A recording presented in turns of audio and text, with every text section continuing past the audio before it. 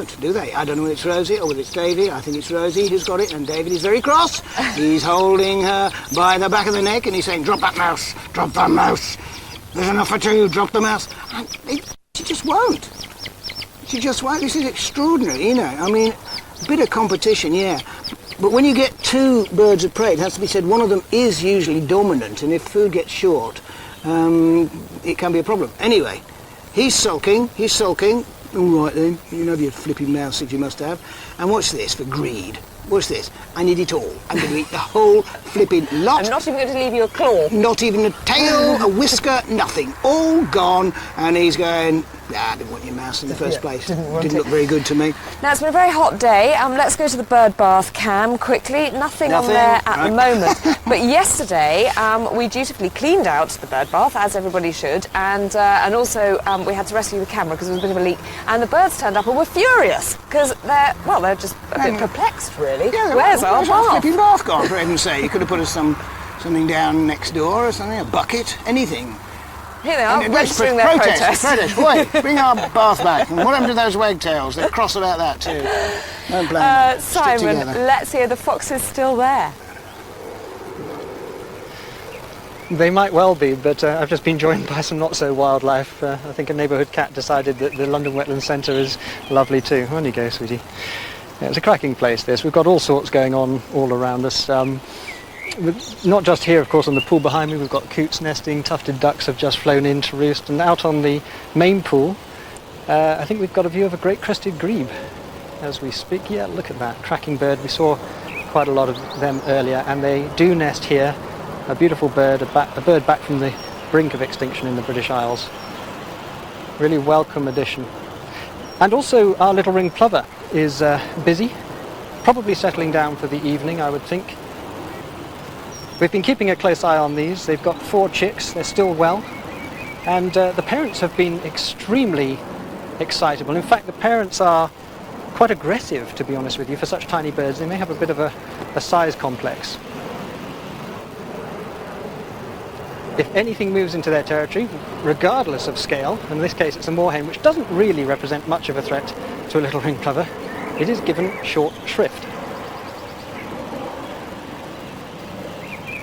It's probably just as well to be on the, or rather play on the side of caution as far as the plovers are concerned, because you can never tell. Moorhens do sometimes take bird eggs, and who knows, they may have a peck at a young chick. Of course, this moorhen has its own youngster, so we've got a little bit of a to and fro as far as the fight is concerned. But the moment the plovers feel satisfied that they've got rid of the danger, then they're back to comfort their chicks, but spot the chick. There it is. You would never have spotted it, would you? Absolutely perfect camouflage. Magnificent. I tell you what, I don't know if you can do this. Can you just tilt around and look at the monitor I'm looking at with the camera? Is there any chance you could do that with the chip? Oh, there we go. Look at that. The local cat has decided that the birds on the screen are definitely worth a watch. So it's a fan, no doubt about it. Oh, it's such fun. We've been keeping a close eye on herons here throughout the week, and indeed this evening. There's a lot of herons that visit the centre. There are some that breed nearby. Beautiful birds. They're one of the biggest birds in Britain, and you might expect herons to eat nothing but fish. That's, of course, the sort of thing that herons do eat most of the time. But they do have quite Catholic tastes, and they do, from time to time, go for things quite unexpectedly. And we saw this just about half an hour ago, no more than that. The herons move in and tend to hunt during the course of the evening, but we really didn't expect to see this. A moorhen chick, quite a big one. Quite distressing, of course, to watch this, and the parents doing their level best to get rid of the heron. But as was mentioned earlier by both Bill and Kate, you know, this is all part of the scheme of things, and very often all birds are considered wonderful and harmless, and indeed they are. They're just doing what comes naturally, and that meal will be supplying the heron's own chicks in no time at all. Now, a tremendous amount of work has been done here, not just for the birds, but also with an eye to the future by the people who work here at the Wetland Centre. A tremendous amount of planting, of course, with the marshland, but also with surrounding woodland. Amongst the many trees planted are 2,000 oak trees, and they will, of course, make a difference in the near future. But really, it's only 200 or 300 years hence that they'll really make a dent. Then there'll be a habitat for stag beetles and many of the other creatures that benefit from the woodland in this area. So it really is wonderful to see projects like this going ahead. And it's projects like this, with the support of all of us, that really make the difference to the quality of life, not just our lives, but the lives of all of the creatures in the area. It's a wonderful place, truly magical. It's unfortunately our last day here, and the place, however, remains open to the public throughout the year, apart from Christmas Day. That's the only day it closes. It's always worth a visit, worth more than one visit, I'll have to say. Always changing, always something new, always beautiful.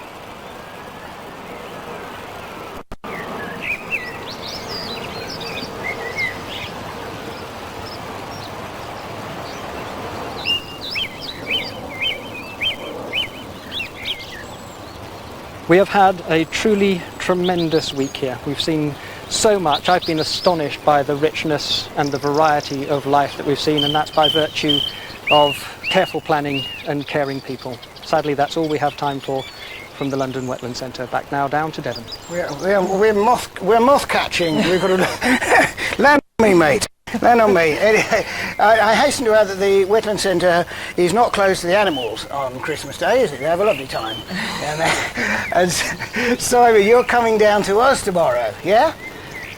Oh, I'm looking forward to it tremendously. Well, we want to show you around. I wish we could swap, actually, but I live in London, so I can go there any time, yeah. So, look forward to seeing you tomorrow, mate. Have a good journey down. I look forward to seeing you. Thanks a lot. Right, so let's go to badgers again, and this there is they all are, good. they're still out. They are. Quite a lot of action. Oh, there's a little tonight. fight going on. They're looking much perkier, aren't they? It's Much almost like perkier. they decided to have a... It is a little bit cooler, It you has know, cooled this down. evening. I It's wonder if that clouded makes up a a difference. bit, and they do look quite lively. It'd be lovely to lure them into the Wetland Centre, wouldn't it? Because the viewing facilities there are absolutely extraordinary. I mean, it's a one. I can't recommend that place too highly. And every city should have one, as they say. But I have to say, I mean, we have have been so lucky just having all these cameras up and being able to... And having yours. camera persons willing to stay up all night. Absolutely. And capture moments like this, just to prove that they're still pretty lively. There they go. Now, this is well worth watching. And our counting's gone to pot again, Kate. It has. We thought there were 3 babies, didn't we? We did. And at the moment you think, yeah, 1, 2, lovely noises. Listen to those noises. Oh, hello, And then- there's another one at the top there, and another one down there. And you think, wait a minute, one of those is a baby. And, yep, there's 4 of them. So we're having a 4-way scrap here. They've got the energy back there. They really have it. I This think we was just caught last them up all night, of these, didn't so obviously they had a little sort of disco Yeah. nap early on, and then thought, Here right, we go again. we're ready to Now, play. watch this. This is brilliant because they split up into pairs. So one of the pairs goes tumbling off, and they always lose their dignity. I'm afraid at some point they let themselves down, and I'd like to think Dennis. Oh, he is one of them. That's Dennis. Way, boom.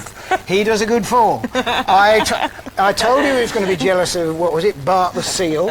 And here they are live again. Do that flip, Dennis. Oh, this must be a bit of musk marking there, surely, because let's face it, there's a sniffing in it. Oh, he likes that. Oh, yeah. yes, ecstasy. Ecstasy. I must get some of that musk, because obviously there's a great effect.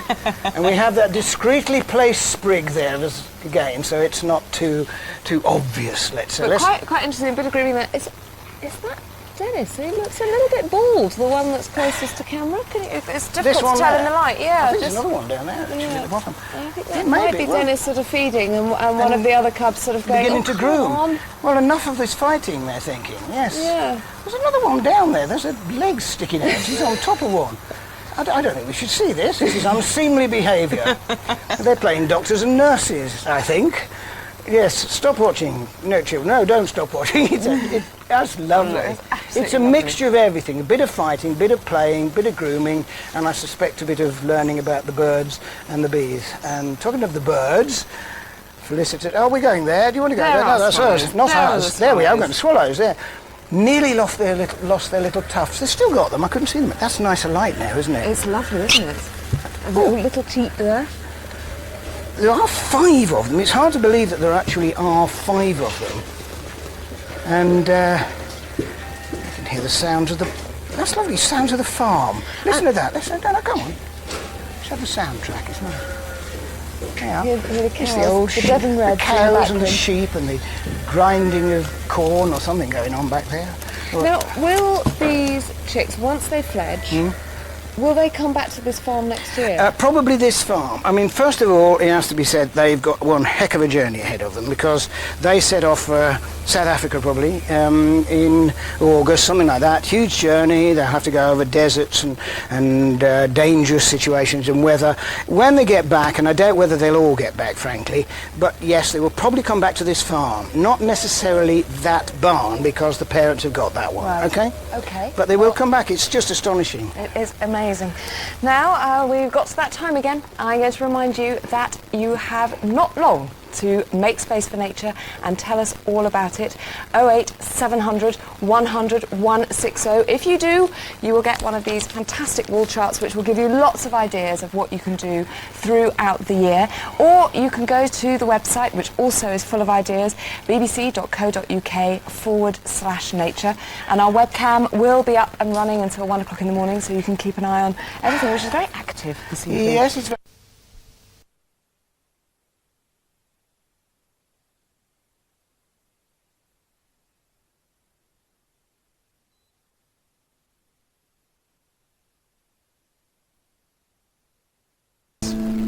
And they were all... At last, it is International Children's Day.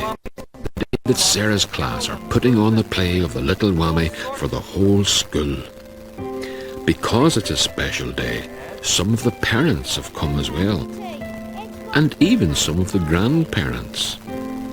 And even some of the baby brothers.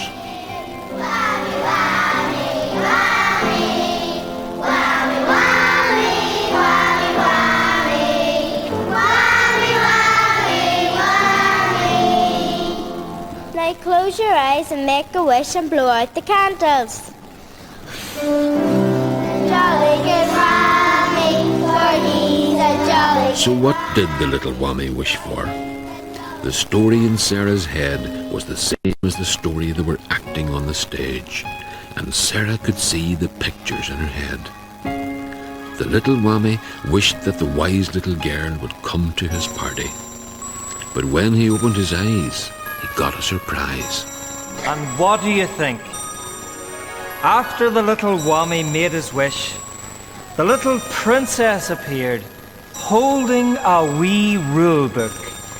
And she said, The wise little girl can't come to your birthday, so she sent me instead. I asked her to read out the rules from her little rule book.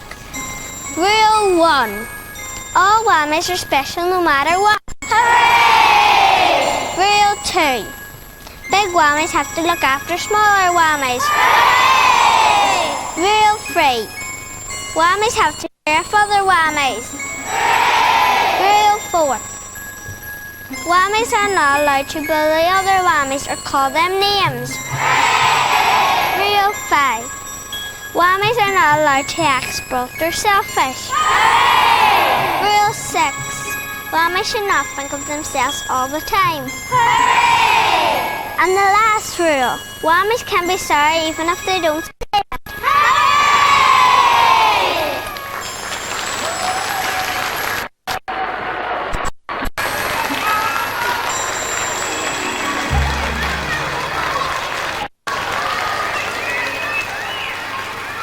When Sarah went to bed that night, she was very happy but very sleepy. So sleepy that she didn't tell herself any more of the whammy story. So she would just dream it instead.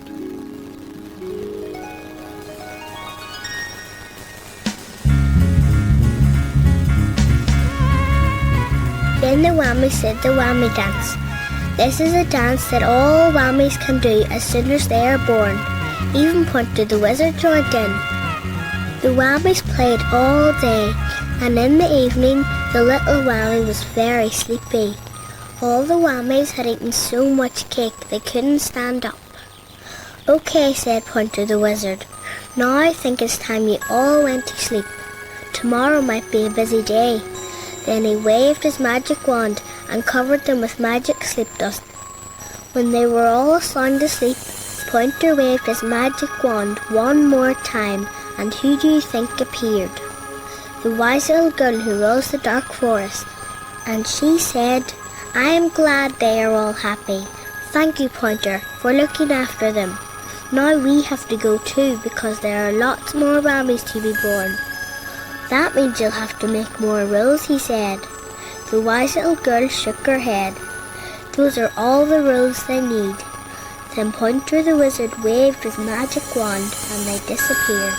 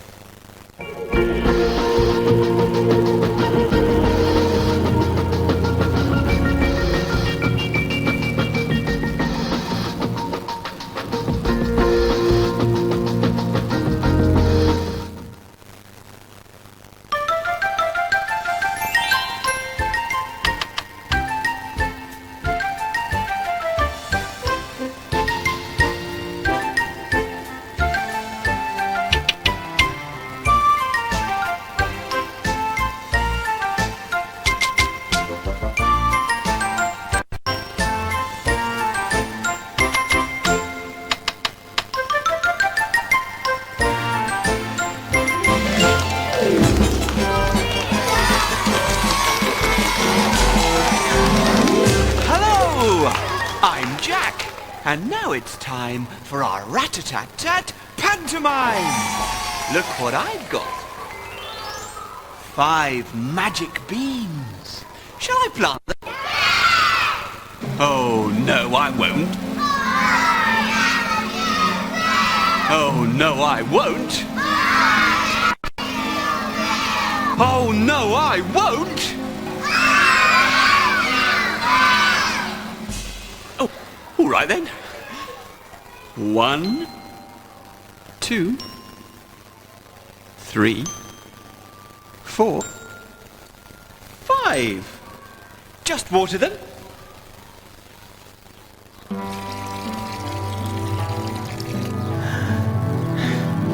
They're growing.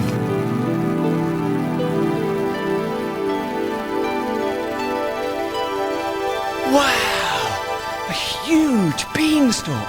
It's growing right up into the clouds. Shall I climb up?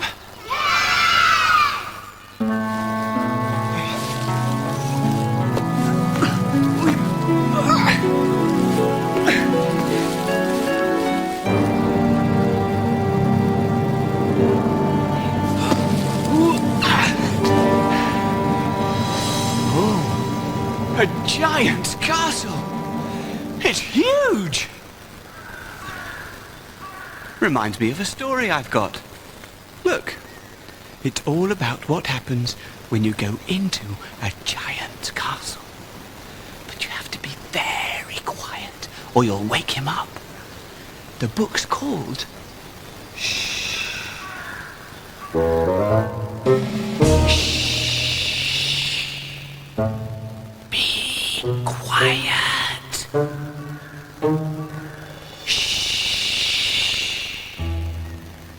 You are about to enter a giant's castle. Come inside. Now, you must be quiet. The giant will cook you for his tea if he catches you. Let's look on the next page.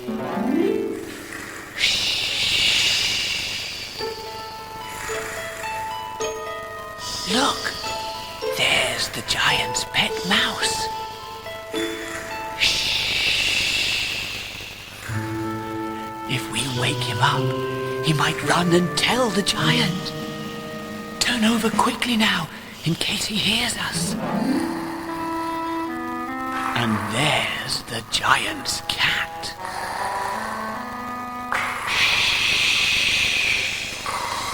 Let's go past very quickly, in case we wake her up. I think I heard her. Meow. Look through that door and see if she's still asleep. She is?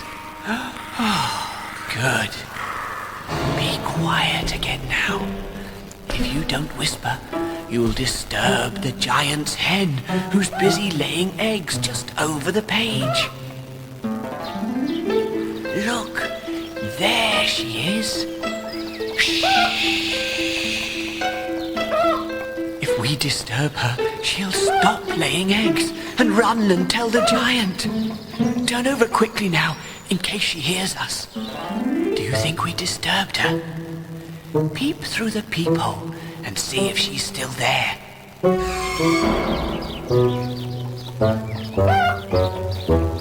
She is? Oh, good.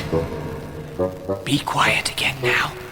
If you don't talk in whispers, you'll bother the giant's wife, who's busy cooking his dinner on the next page. Look, there she is.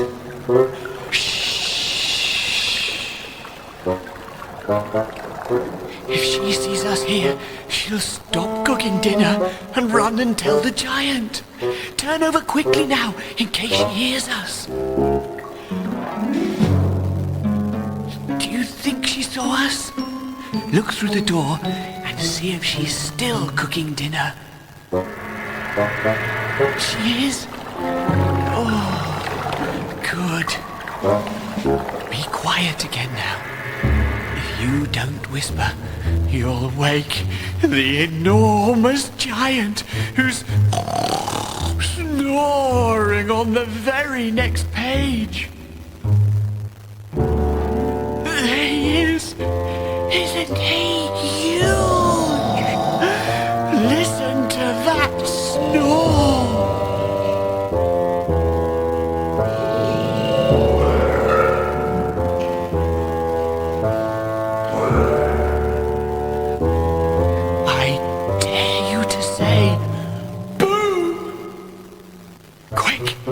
The page, in case he heard us. Do you think we woke him up? Peek through the hatch and see if he's still asleep. He's awake! Are you sure? Quick! Turn the page before he comes after us! Quick! He's coming! Shut the book!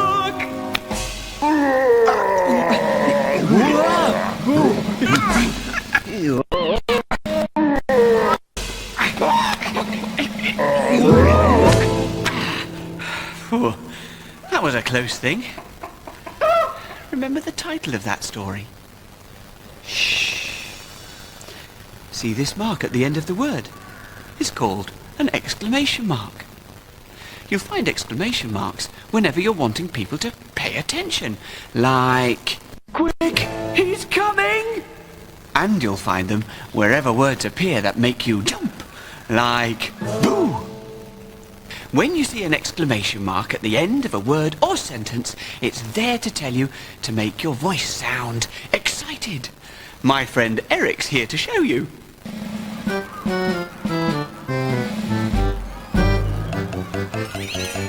I'm Eric the exclamation mark. You'll never be bored with me. You'll use me when you're having fun. Ah! Help! Whee! Ha ha! I'm Eric the exclamation mark. You'll need me when you shout. I'm there whenever there's danger. Stop! Wait! Watch out! I'm Eric the exclamation mark. I'm never ever shy. I look for words that you might shout like, hey! Hello! Hi! Oh, I'm Eric the exclamation mark. I love to laugh. You need me when you play a joke. Ho ho! Ha ha! Hey hey! Ha ha ha! Yes, yes. Thank you, Eric. But this is no laughing matter. Here I am, outside the door to the giant's castle. Shall I go in? Oh, no, I won't. Oh, no, I won't. Oh, no, I won't. Oh, all right then.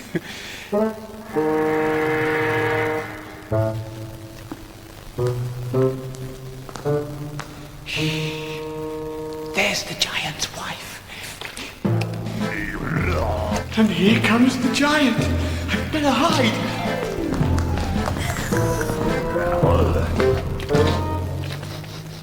Fee, fi, fo, fum. I smell the blood of an Englishman. Be he alive or be he dead, I'll grind his bones to make my bread. Oh, don't be so silly, my dear. There's no Englishman here. You're just imagining it. Now sit down and count your gold. There's a good giant. 1, 2, 1, 2.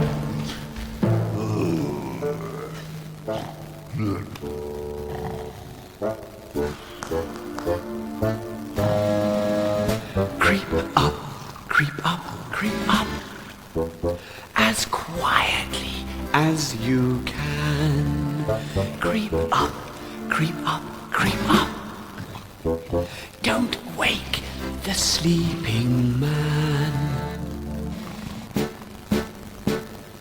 Take the gold from his hands. Shh, shh, shh. Take the gold from his hands. Shh, shh, shh. Ho, ho, ho, ho, I say. I'd better run away. Bring me my magic hand. Here you are, my dear. Lay, magic hen, lay.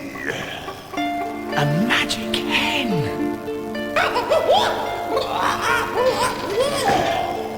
That lays a golden egg. Shall I try and get it? Shh!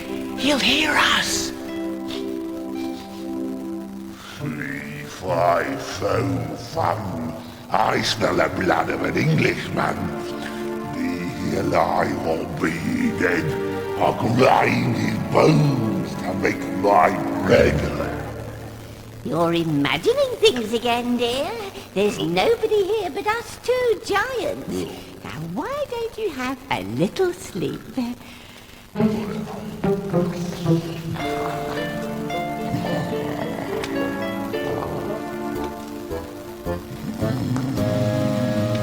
Creep up, creep up, creep up. As quietly as you can. Creep up, creep up, creep up. Don't wake the sleeping man. Take the hen from his hands. Shh, shh, shh. Take the hen from his hands. Shh, shh, shh. Ho, ho, ho, ho, I say. I'd better run away.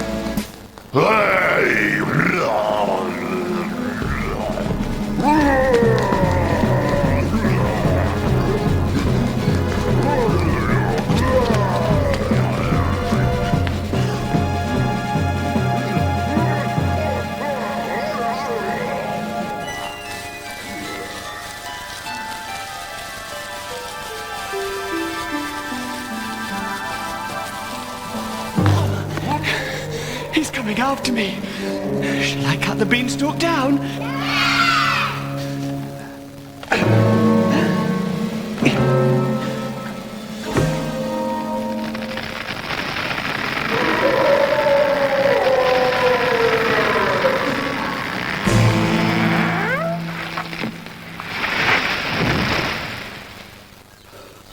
Well, that's the end of him.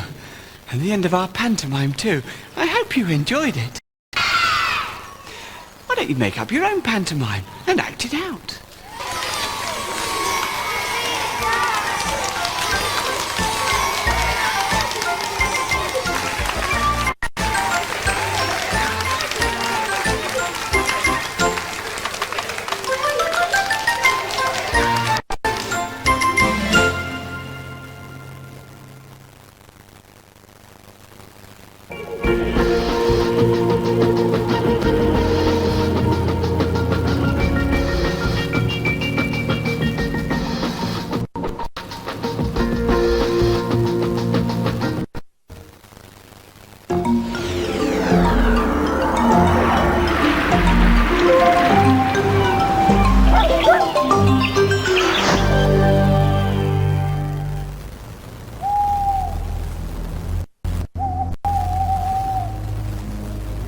Isn't it strange how everything looks different after dark?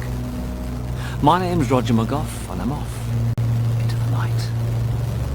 Night takes away the light of day in a black sack. Bright white stars escape through holes they make in the black sack the night has on its back. This is Edinburgh, one of my favourite cities.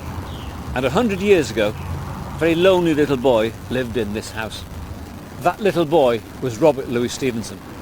Now he was a sickly child and spent much of his time alone in his bedroom. However, in his imagination, he travelled far.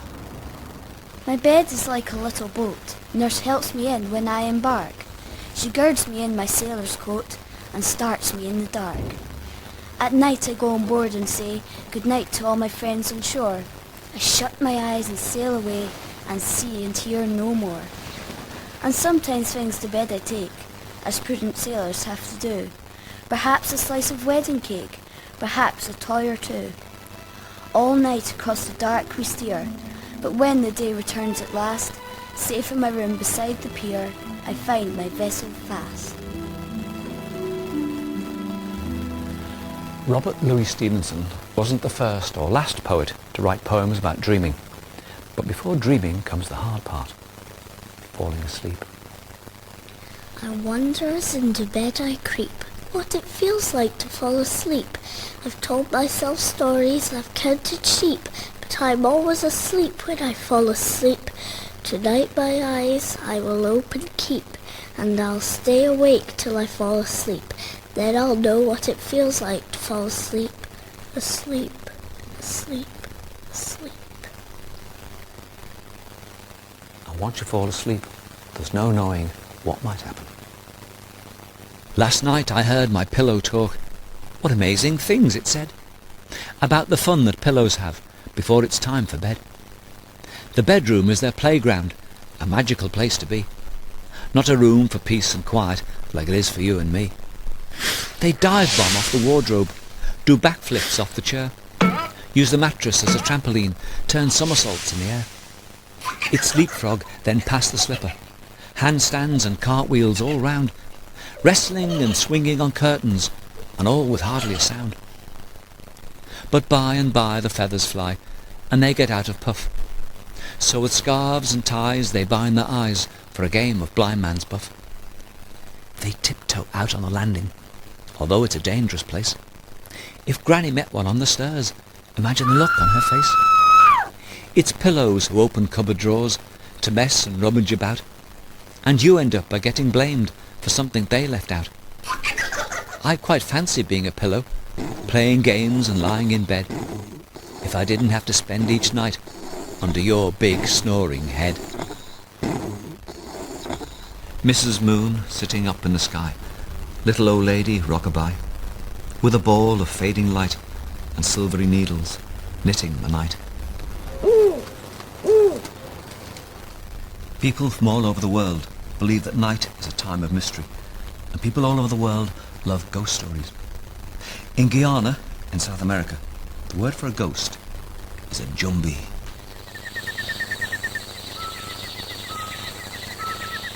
I like to stay up and listen when big people talking jumbie stories.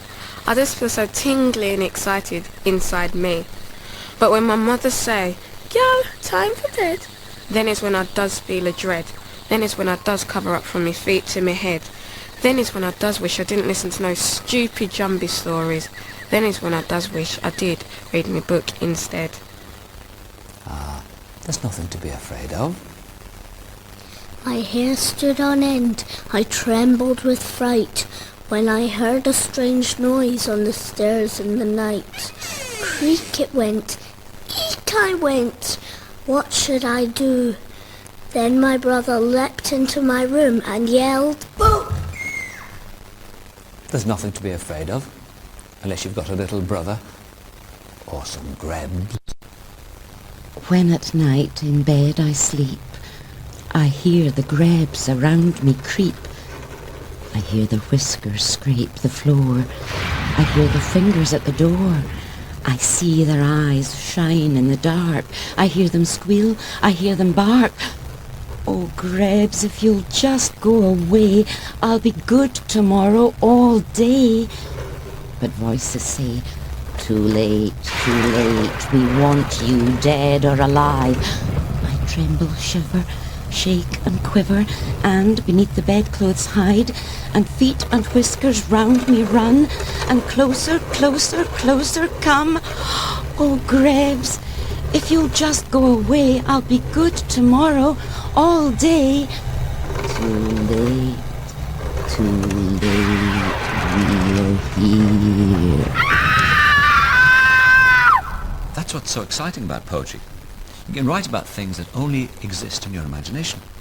I mean, you can write great Jumbie stories. Now, what are the ingredients?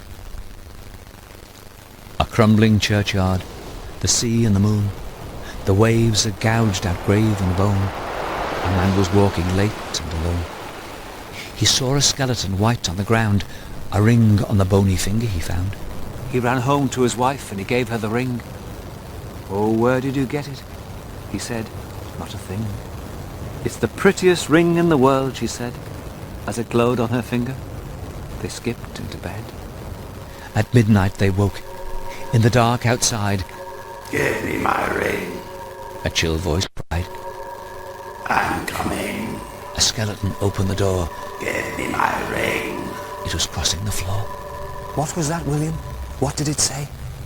Don't worry, my dear. It'll soon go away. I'm touching you now. I'm climbing the bed. The wife pulled the sheet mud over her head. It was torn from her grasp and tossed in the air.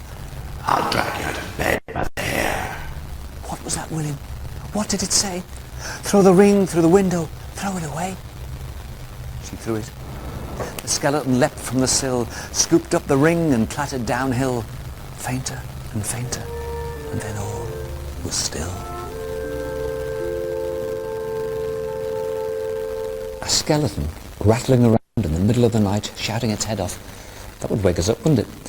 But in real life, it's those tiny, everyday sounds that disturb us in the wee, small hours.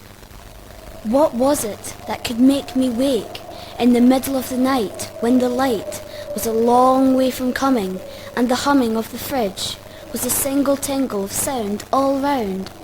Why, when I crept downstairs and watched green numbers sprinting on the kitchen clock, was I afraid the empty rocking chair might start to rock? Why, when I stole back up and heard the creak of each stair, my own heart's quickening beats, was I afraid that I should find some other thing from the night outside between my sheets? The moon has a face like the clock in the hall. She shines on thieves on the garden wall, on streets and fields and harbour quays, and birdies asleep in the fork of the trees. The squalling cat and the squeaking mouse, the howling dog by the door of the house, the bat that lies in bed at noon, all love to be out in the light of the moon. But all of the things that belong to the day, cuddled to sleep to be out of her way, and flowers and children close their eyes, till up in the morning the sun shall arise. And then you have to get up. Oh, I hate that. I'm Roger McGuff, and I'm off.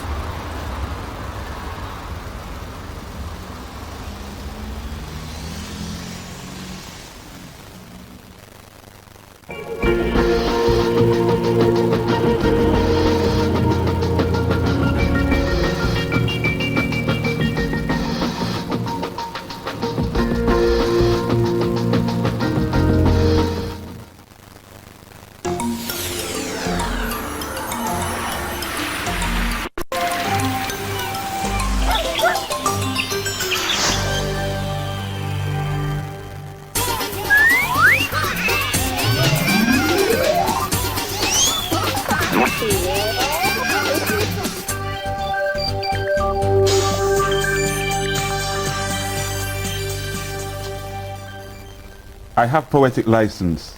I write the way I want. I drop my full stops where I like. My capital letters go where I like. I order from my pen. I verse the way I like. I do my spelling right, according to my mood. I have poetic license. I put my commas where I like.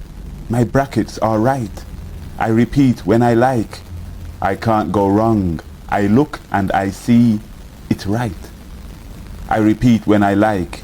I have poetic license. Don't question me.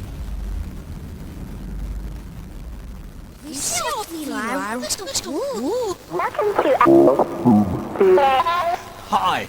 Poetry lets you play with words. Benjamin Zephaniah was playing with the way poems look on the page. Well, I thought I'd have a go.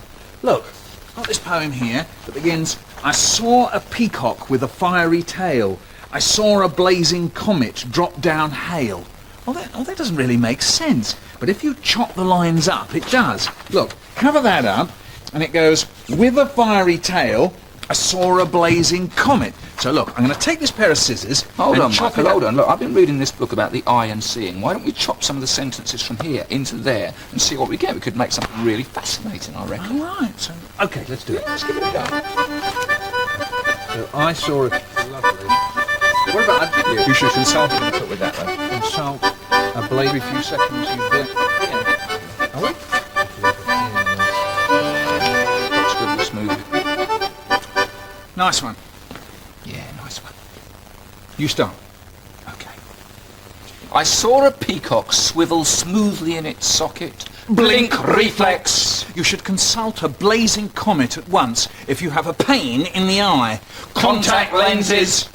I saw a cloud, and spectacles are sometimes called glasses. Fiery tail. We did it. We done. Who are you?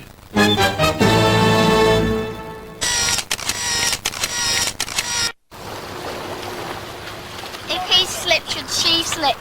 If she slips, should she slip? If he slips, should she slip? If he slips, should she slip? If he slips, should she slip? If he slips, should she slip? Unique New York, unique. Granny Square, Gus, last Granny Square, Gus, last Granny Square. Red leather, yellow leather, red leather, rubber baby, bubby. The thing about riddles is that they play with the meaning of words. What are the strongest shellfish? Mussels. That's right. But sometimes they're a way of describing something impossible. What do you get when you cross an elephant with a kangaroo? Great big holes all over Australia. That's correct. So if you let your mind go, riddles are a fantastic way to see the world quite differently. Think of all those witches buried vertically, only their hats showing. Think of all those loud hailers whispering to tarmac, making the whole road sing. Think of all that red and white. What a sight! Mile after mile, night after night. One hot belly, one big ear, one round lip with two more near.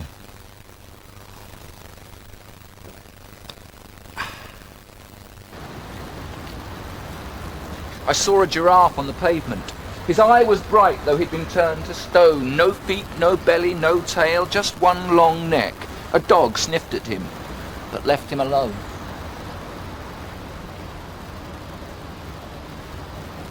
You fill my head with empty things, so when I get to speak, all I say is rubbish, and that but once a week.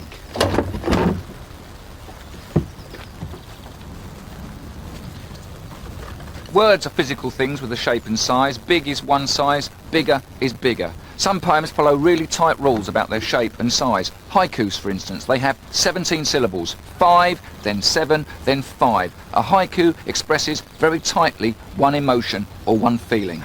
A while ago, 2 pigs escaped from their factory farm to freedom. Their story inspired some great haikus. Wide-eyed people, what shape fast legs? 2 curly tails, moving through Mama's berry. There it died! Knew it! Instead my life was saved by a hole under a fence. Escaping from the slaughterhouse. From the smell of death. For how long?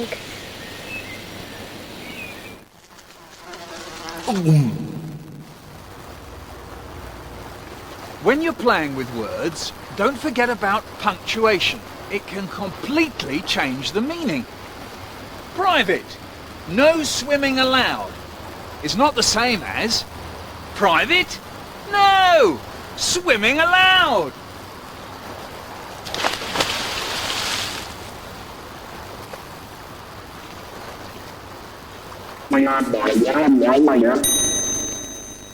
A poem is not an ant, but it can be quite short. A poem is not a banana, but there may be something under its skin. A poem is not a hedgehog, but it might be hard to get hold of. A poem is not a jumble sale, but it may contain some rubbish. A poem is not a light bulb, but you can change it if you want to. A poem is not a monkey, but it can be quite human. A poem is not a nut, but you can give it to a monkey.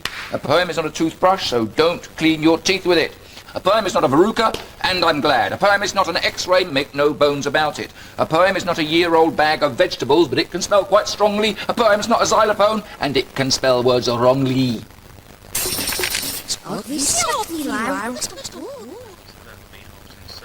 You can do what you like with the words in a poem. You can change what they look like, or the punctuation, or even cut them up to change the meaning or make new words. Jabberwocky is often called a nonsense poem because it uses made-up words. But it's probably lasted so well because, well, it's not nonsense at all, but a strong story told with rhyme, rhythm, great pictures and sounds. Lots of the words were made up for this poem, but now some of them are in the dictionary. The news is on. The news. And mysterious things are going on in Tulgey Wood. Thank you, Trevor. 'Twas brillig, and the slithy toves did gyre and gimble in the wabe. All mimsy were the borogoves, and the mome rats outgrabe. Beware the jabberwock, my son, the jaws that bite, the claws that catch. Beware the jub-jub bird, and shun the frumious bandersnatch. He took his vorpal sword in hand, long time the manxome foe he sought. So rested he by the tum-tum tree, and stood a while in thought. And as in uffish thought he stood, the jabberwock with eyes of flame came whiffling through the Tulgey Wood and burbled as it came. 1, 2, 1, 2, and through the vorpal blade went snicker-snack. He left it dead, and with its head he went galumping back. And hast thou slain the jabberwock? Come to my arms, my beamish boy. O frabjous stay, calloo, callay, he chortled in his joy. 'Twas brillig, and the slithy toves did gyre and gimble in the wabe. All mimsy were the borogoves, and the mome rats outgrabe. Michael Rosen, Tulgey Wood. Brillig. Brillig.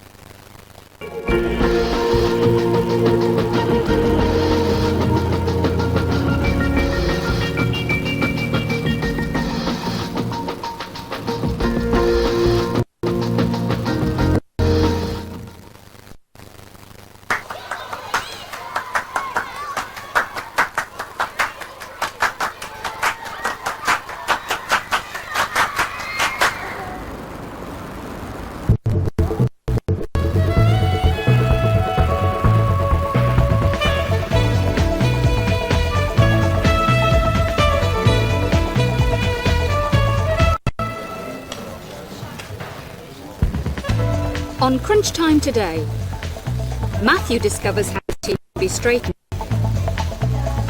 Melissa has 2 large decayed teeth taken out. Sultan finds out what else may be causing his decay. And it's 2 weeks after Jade's accident. She's now ready to have her front teeth rebuilt.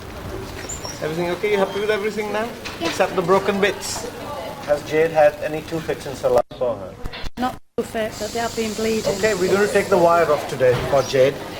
We don't like being metal mouse. Right. Okay, let's start on this side.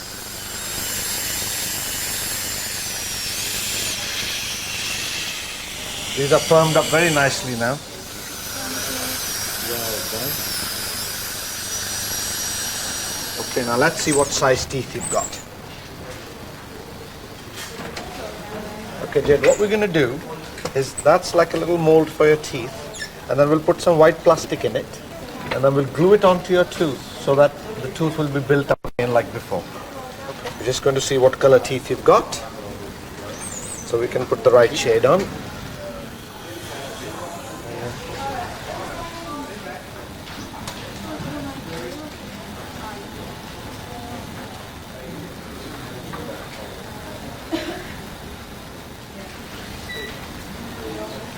Okay, we're just taking the little cover off.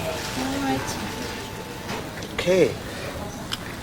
Now we're going to make this tooth a little bit longer because I think it's a little bit short at the moment. Let's zap that, please. Bite together. Now we're going to reshape them. When you come next time, can you bring me a picture of Jade smiling so I can see what her teeth looked like before? And then I might have to reshape them a little bit to make them as natural as possible. Jade, hold this in your hand and have a really good look at it. Tell me, do you like them? Do you think they looked like your teeth before they broke? Yeah. What do you think of our front teeth now? Oh, miles better than what they were. For Melissa, it's time to have her severely decayed baby teeth taken out. There's Melissa view. Let's have a look. Oh, they look nice, don't they? I need to make it go to sleep a bit more, and you shan't feel anything at all now, right? Very good. Oh, there. Can you see that tooth? Those are the two poorly teeth now. Lovely, that's it. I think they're ready to be wobbled out now. Okay. These actually hold onto your teeth. And then I do a little dance with them like that. And a little jiggle and a wobble. And then we take them out. So you will feel me pushing on your teeth, okay? It shouldn't bother you at all. Very good. You're doing really well. Don't give my hand. Very good. Very good. Can you open really nice and big? Very good girl. Excellent. Well done. First one's done. First one's done. Exactly the same again. Okay. Good girl. Thank you very much. Lovely. Mrs. Bremner, aren't you proud of her today? Very brave. Been excellent, haven't you? Yeah. We give them a clean. Can you see those holes in there? That's why your teeth are poorly. Okay. Would you like to take them home? Let me put them in a fairy bag for you. Your gums are going to close up and get better. And they're all ready for the other teeth to come through. Melissa had a local anaesthetic. But when there's a lot to do, it may be better to have a general anaesthetic. Louise needs 3 fillings and 9 baby teeth taken out. So just as wide as you can. That's it. And if you just tilt your head up so I can just have a look at them in there. Some quite big holes in your back teeth, haven't you, that we're going to need to probably wobble those out. And there's a little filling I think that needs doing as well. But we'll just have a good look round, but we'll do it all together in one go. You can go all woozy, and the next thing you know, you'll be waking up in recovery, and it'll all be over. How are you doing? Right. Okay, sugar. Well done. Right, thanks very much, Mum. That's absolutely smashing. It'll be about half an hour. First, the dentist does the fillings.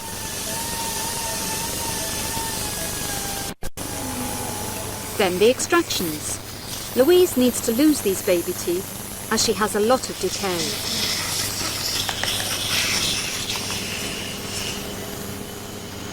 Hello. There we go. Smashing. Smashing. All right, sweetheart. Louise, just lie down, sugar, will you? Thank you. That's a good one. All right, sweetheart.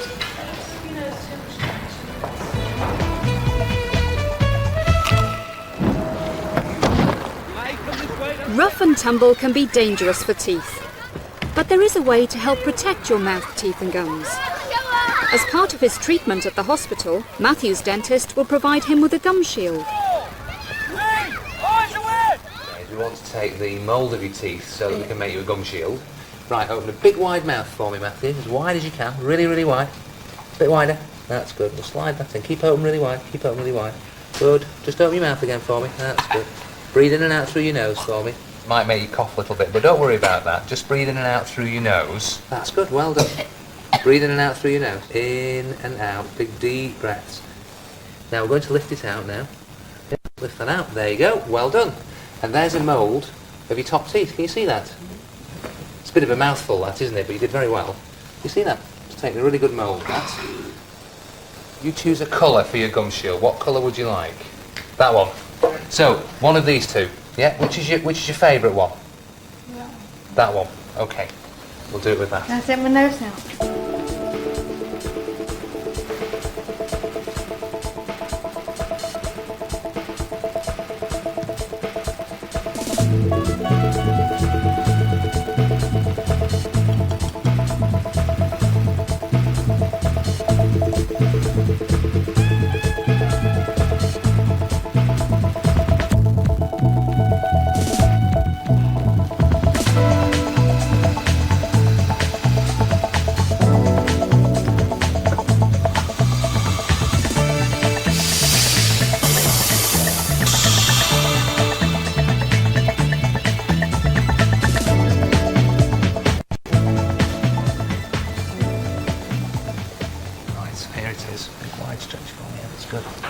Slide it in there. Now, look, it should click up into place. There we are. Okay, and how does that feel? Does that feel reasonably comfy? Right, yeah. Yeah, good. Just open your mouth a little bit for me. Let me just have a look. It's not digging in anywhere up there. Doesn't feel as though it's digging in anywhere. Right, okay, lift your mirror up. Don't frighten yourself too much. Right. Get your heads down. That's better. Your shoulders wide. Straight, well done. Straight, rub straight. Oh, tell me.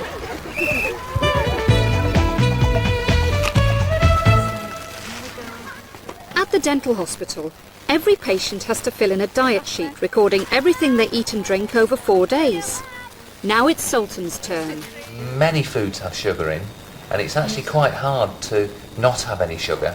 Really, rather than trying to cut sugar out of your diet, the most important thing is to try to not eat things or drink things that contain sugar very often. That's the most important thing. Okay.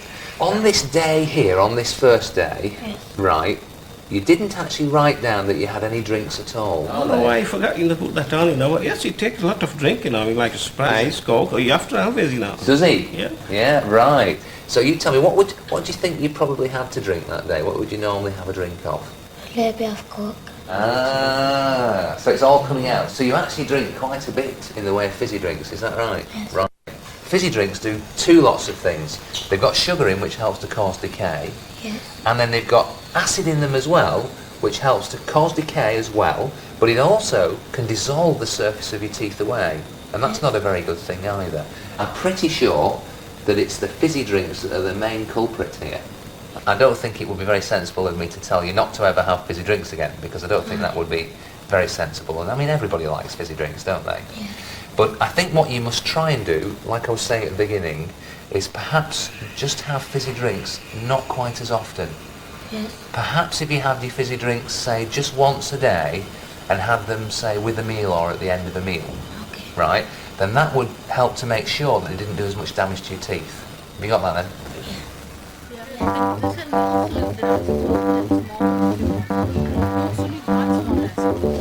What's on the steel water?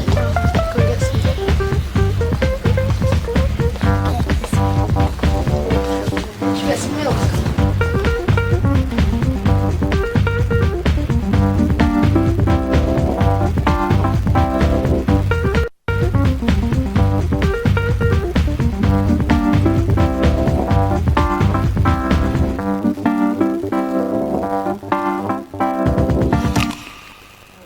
A week after her major operation, Louise is back for a checkup. We're going to just check everything's healed up nicely.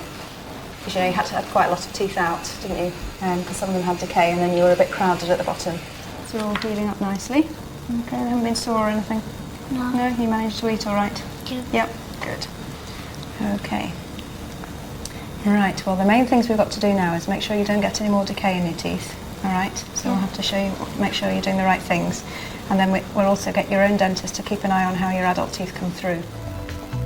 Babies are born with their teeth still developing inside their gums, but by age 3, all the baby teeth are through. Our first adult teeth appear at the back, not the front. That's why it's vital to brush thoroughly. By 12, we've normally lost all our baby teeth, and when we reach our 20s, we should have a complete set of 32. Sometimes, though, things don't go quite to plan, and teeth can end up growing out of line. How do you feel about how your teeth look at the moment? You've had a chance to think about it, haven't you, while we've been doing all these other things? Yeah. What parts, if you could change the way that your teeth looked, what would you change about them now? All in the same way, not all. Yeah, let's get you a mirror so you can have a look. You hold that mirror up for me. Just sort of sit back a little bit here. Right, hold that mirror up. So you show me with your other hand, just point to what you would change. That one. Yeah. And all those. What's wrong with those, do you think? They're all wobbly. So how would you like them to be? What is it? Straight. You like it to be nice and straight, top ones and the bottom ones? Yeah. The brace money treatment itself would involve probably having a tooth out in each corner of your mouth. Right? So What? one in each corner, because there's not enough room in your mouth. What's happened at the moment is that your teeth are too big for your mouth. The braces are made of bits of metal glued to each tooth, and then in between those clips there are wires running, and there are springs and things holding those wires together. It all looks quite complicated, doesn't it? Yeah? It looks a little bit messy. It looks a bit messy, that's right. And you'd need to wear a brace like that for about 2 years or so. Now, what do you think about wearing one of those for 2 years? Okay. I think your teeth are in great shape. You're keeping them nice and clean. Thank you, bye. As you know, we've done everything we have to do for your teeth. They're in very good condition now. That's excellent. I mean, your mouth is great now. You're really looking after things well. And there's no reason now why we shouldn't plough on and get your teeth straight, and then you'll have lovely, healthy, good-looking set of gnashes for the rest of your life. Yeah. Don't tell me they were better than the ones that broke off. Are you happy with them? Yeah. Do you think they look as good as your teeth before they broke? Yeah. Yeah? Okay.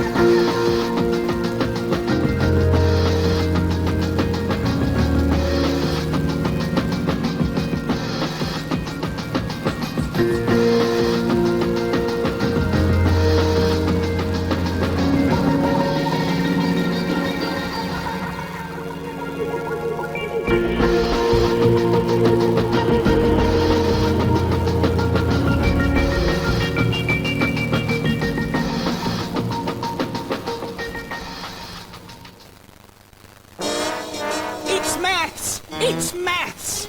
Let's rub the magic elbow patch and see what fun is coming up today. No more sad maths. It's bad maths time. Pay attention, it's Maths Mansion, the game show where you get to test your maths ability. Feel the tension in Maths Mansion. Let's see how good at learning maths these kids are gonna be. If they want out, then they must earn it. There's no leaving till they learn it. The only way of getting out is mathematically.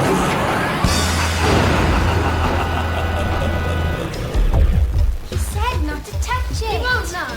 No leaving without learning. You scared us. I was just enjoying myself. You know Sadman. We think you're related to him. We think he's your... Don't worry your head as to who Sadman is. Just remember, today is your last chance to escape. Maths Mansion. We're making a pizza pie. But the trouble is, we can't agree on a topping. Now the dogs here, they want a bony pizza pie. Meanwhile the cats, meow, they want a fishy pizza pie. And the sheep over there, brrr, he wants a grassy pizza pie. Now, since they can't decide, I've come up with a solution. To give them a slice each. Exactly the same, but with a different topping. Well, you see, the dogs here, they've got bony toppings. The cats, they've got fishy toppings. And the sheep, a grassy topping. Now, we're going to put them all together, like this, and then we're going to cook the pizza. 1 slice each. 6 slices make a whole pizza. And as you can see, the most popular topping is the bones, followed by the fish, and with the grass, not quite so popular. No. This pizza pie is like a little chart. It's made up of 6 equal parts. And if you look to see what's on top, you are quite sure to see what's popular. Bones comes first, then it's fish, and then it's grass. Can you handle pie charts? Tell us your names. I'm Sarah Bisfan from Watford. Charles Dare from Clacton. OK, let's warm up some pies. Now 4 kids come to school. 2 by foot, 1 by car, 1 by bus. Make me a pie chart to show that. There are 4 kids, so divide the pie into 4 equal slices. They're quarters. 2 slices represent walkers, coloured green. 1 comes by car, that's a red slice. 1 by bus, that's yellow. Put the slices together to make a pie. And title, Getting to School. OK, half on foot, a quarter by car, and a quarter by bus. Right, let's try a bigger sample of kids. Bake me a pie. OK, there's a total of 6, 10, 12 children, so make 12 equal slices. 6 out of 12 walk, 4 come by car, and 2 by bus. Put the slices together to make a pie. And title, Getting to School. So, how many are walking? 6 twelfths, a half. And by car, it's 4 twelfths, a third. And by bus, 2 twelfths, a sixth. If you've got some data to show, then a pie chart is a very good way of doing it.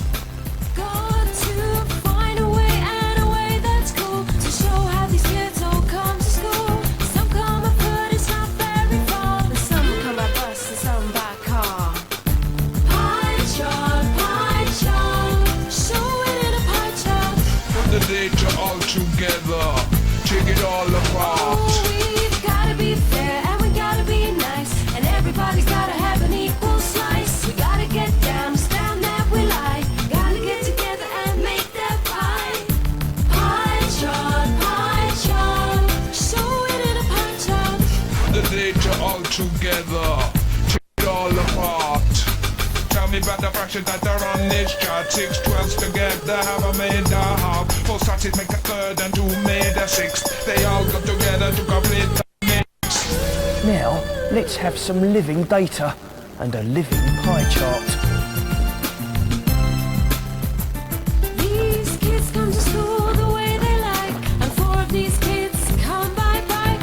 8 come on foot, it's not very far, but 6 come by bus and 6 by car. Pie chart, show it in a pie chart. Put the data all together, take it all apart. Oh, all those kids, 24, now they all gotta get down on that floor. They gotta get down, it's down that they lie. Gotta get together and make that pie. Pie chart, show it in a pie chart.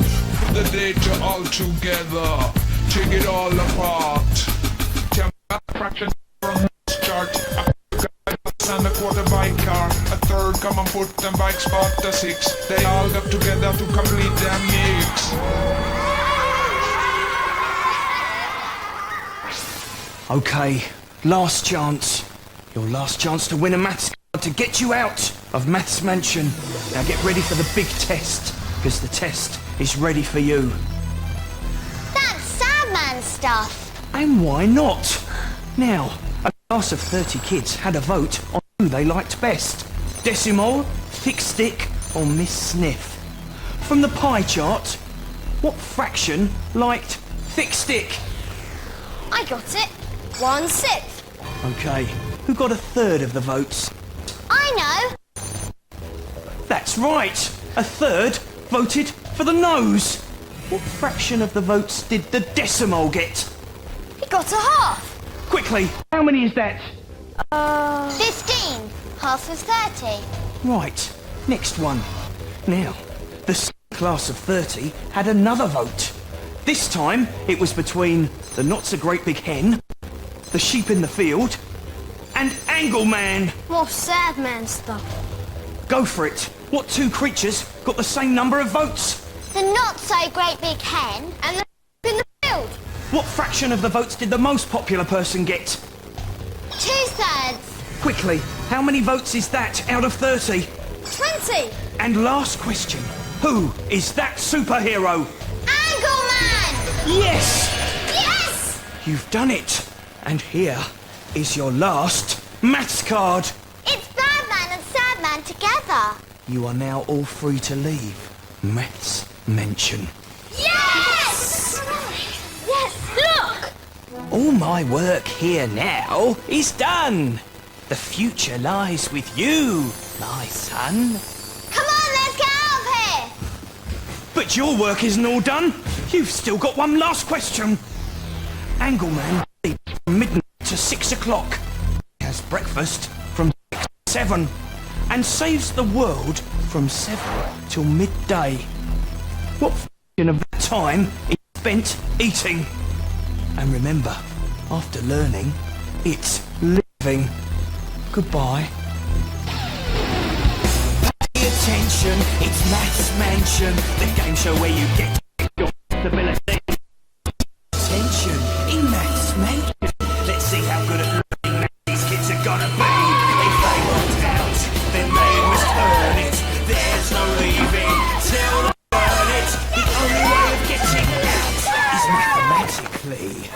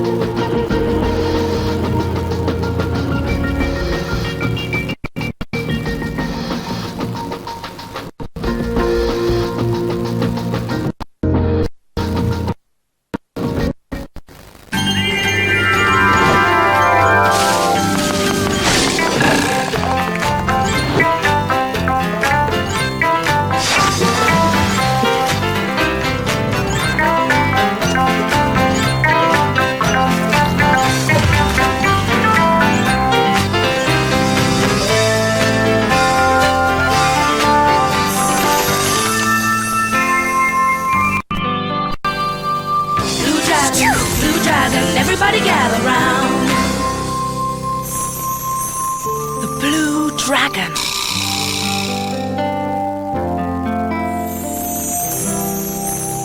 Magic metal?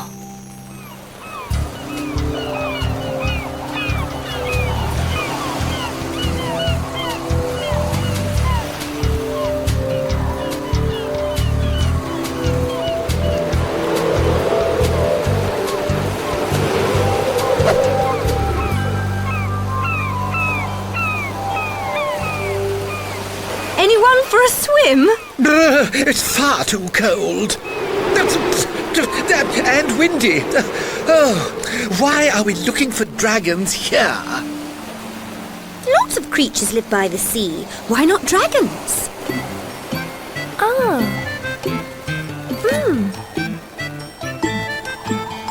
What have you found, Red? I'm not sure. It's hard and shiny. Oh, and it's cold.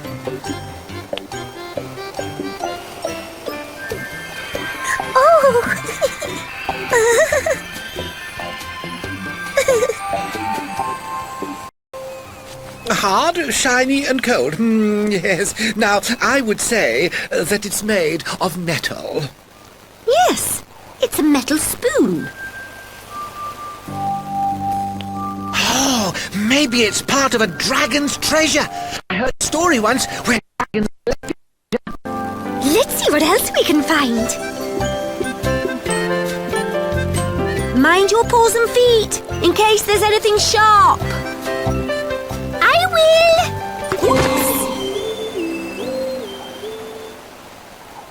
Look, a horseshoe. Wow! It's stuck. Let me see that. Oh! Ah!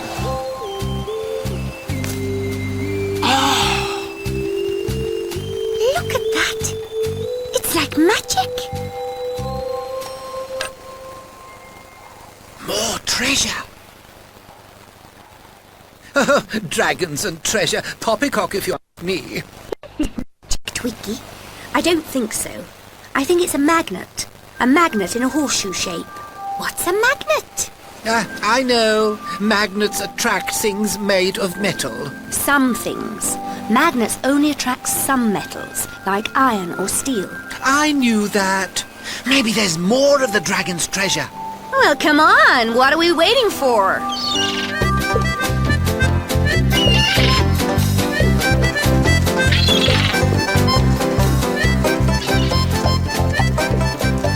I think we can safely say there is no treasure here. Can we please get on and look for dragons?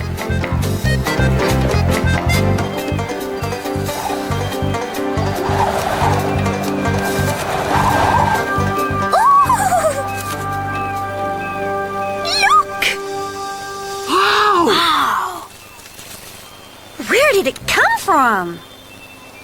Maybe a dragon dropped it. They're all so shiny. This is Bandy.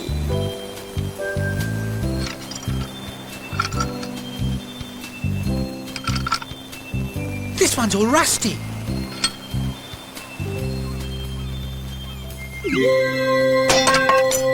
Oh, this isn't treasure. It's just a pile of rubbish. Let's get on with finding Cinder's mum.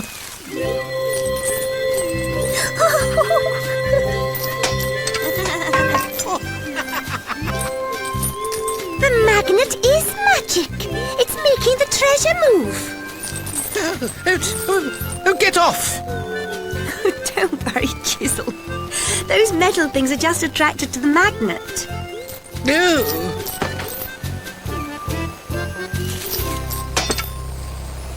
What's wrong with these? Nothing's wrong with them. They're just made of metals which are not attracted to the magnet.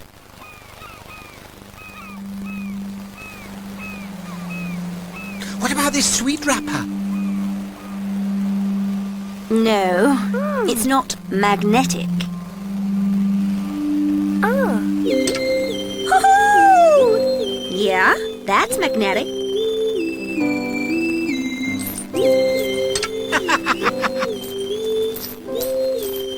Look at this! A dragon brooch! This must be a dragon's treasure. That means your mom might be nearby. And other dragons? Well, they're not on the beach. Let's see what's up there.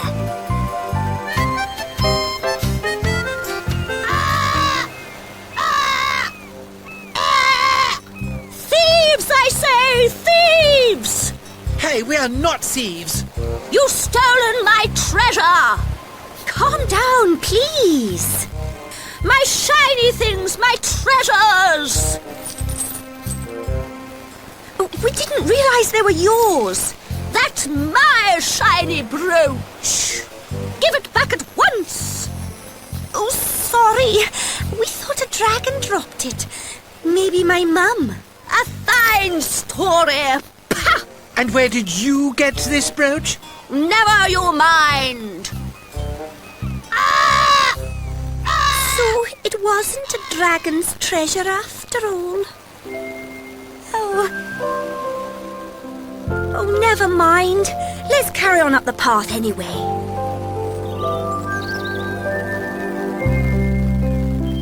What's behind there? Dragons and treasures. How do we get through?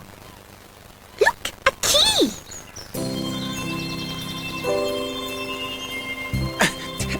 I can't get to it. Yes. Is the key magnetic?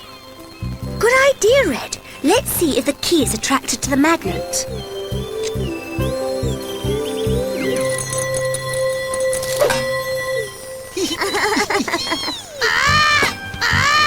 Hey, that's a mean trick, Jackdaw. Oh, you took my things, so I'll take yours. And the name's Jilly, actually.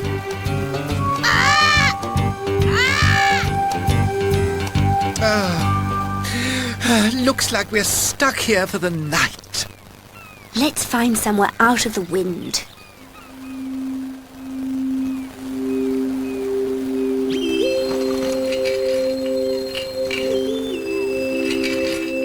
Oh, great! Oh, hooray, hooray! It is like magic. I wonder if we could use the magnet to help us get through the gate. How? If only the magnet was really big and really strong.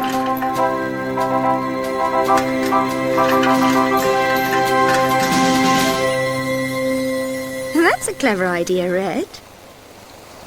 Have you got an idea, Twiggy? Maybe, but I'm going to sleep on it and tell you in the morning.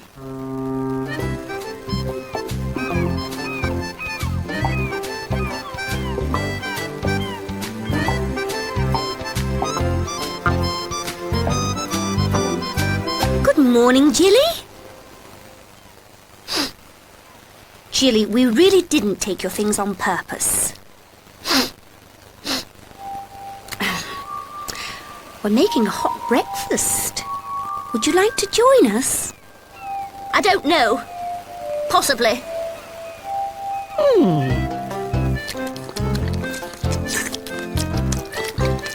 Baked potato, Jilly?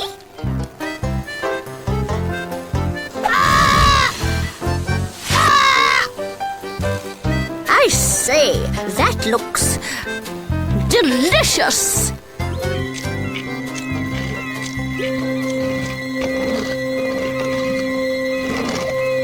That car, it's moving. It's moving on its own.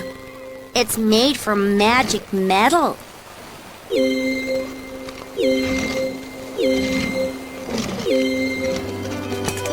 No, that's ours. It looks like we have something that you want, and you have something that we want. What do I need with a key?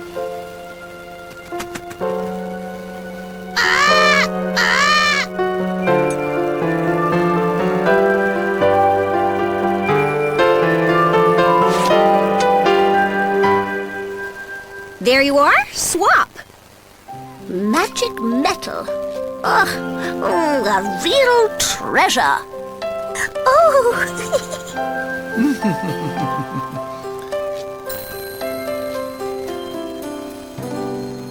Will there be a land of dragons? Or a land with lots of things to eat? It doesn't work! You tricked me! It's not magic! What do you think? Do we need our magnet anymore?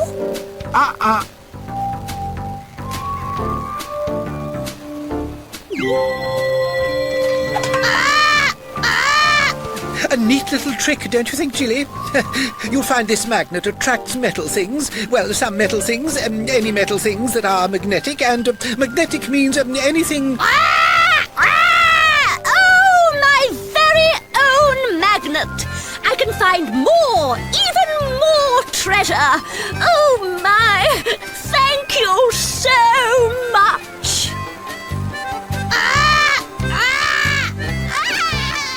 Well, at least she's happy. Let's look for a treasure of our own. What's that? Cinder's mum, of course. After you, Cinders.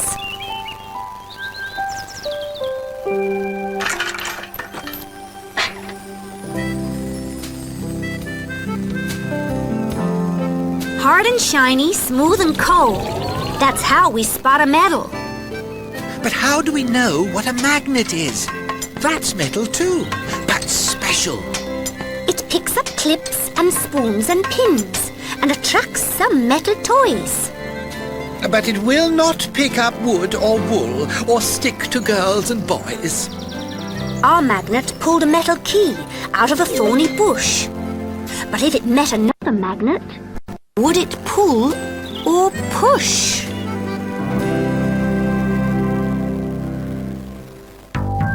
Blue dragon, where did you come from? Blue dragon, we're singing your song. Blue dragon, everybody gather round.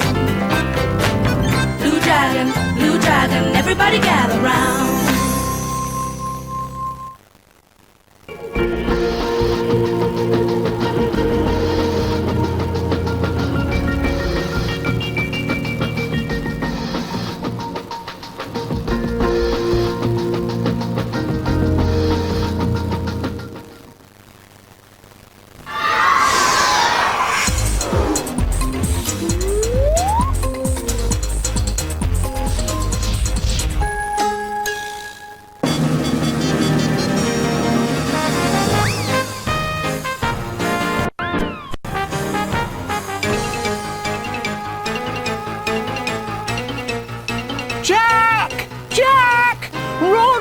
As fast as you can! Oh, our Jack's in a terrible fix, and it's all my fault. You see, I made him go back up that beanstalk to fetch me the magic harp, but now the giant's woken up, and he's chasing our Jack all over the sky! Oh, run, Jack, run! I am! As fast as I can! Running quickly, watch me go. Jack is fast and Giant is slow. Running quickly, watch me go. Jack is fast and Giant is slow. 3, 5, 4. I hear the sounds of an Englishman. Running quickly, watch me go. Jack is fast and Giant is slow. Be they slow sounds, be they fast, I'm going to eat him up at last. Running quickly, watch me go.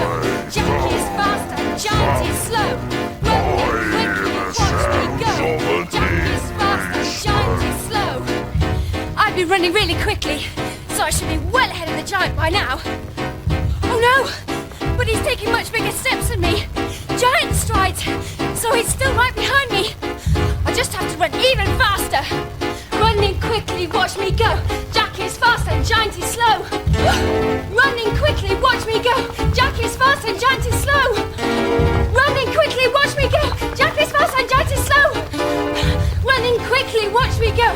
Jack is fast. No, Jack is slow. Be they slow sounds, be they fast, I'm going to eat him up at last. Jack is fast and Giant is slow. There's the beat.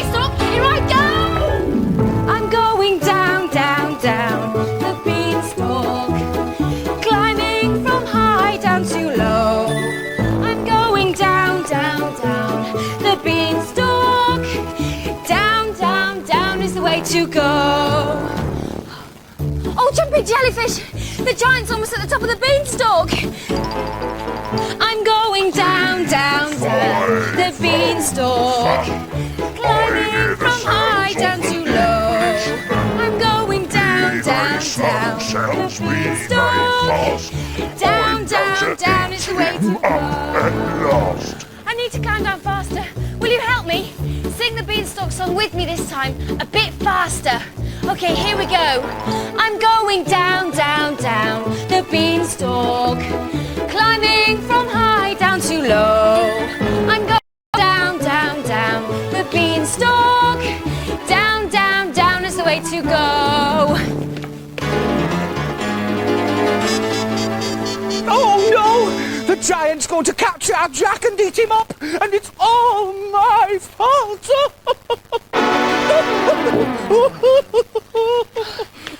Mother, I'm back! Oh, not now! Our Jack's gone! But he's here! No, he's not! He's been eaten by Jack! You're back! And you've brought the magic harp! What happened then? Well, I knew I had to get the magic harp for you, but the giant and the giant's wife were at home, so I crept up really, really quietly while the giant was asleep. But then I must have made too much noise and I woke him up. Oh, Jack, not so fast. It was really scary, I can tell you. So I grabbed the harp and started running, and then this giant started chasing me, and I was running really, really fast. But no matter how fast I went, the giant was still right behind me. Jack! And then I made a jump for the beanstalk, and I sang, I'm going down, down, down the beanstalk. But now, Jack, will you please slow down? Slow down? Yes. Okay. Giant is climbing down beanstalk. That's better. Now then, the giant is climbing down the beanstalk. Yes! Woo, the giant! Don't just do something. Panic! Don't just panic. Do something. Oh no! If the giant starts climbing down the beanstalk, he'll be here any minute. Mother, what should we do? Just a minute. Chop the beanstalk down. Right. Oh, quick, Jack! The giant's starting to climb down! Faster, Jack! Faster! Oh, he's done it! Yes! Ah, Jack's chopped the beanstalk down! Hooray! And you can stay up there, Mr. Giant, up in the sky! Oh, Jack, I'll never ask you to do anything so silly ever again. There we go. But how will I go on my adventures now? Adventures? Oh, forget about your adventures. From now on, you can stay at home with me here in our musical house.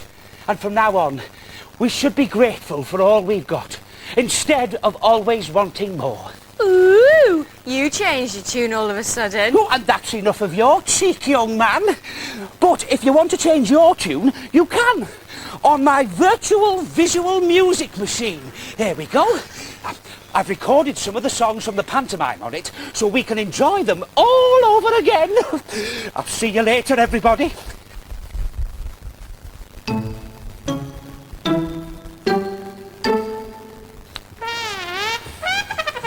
Oh, brilliant!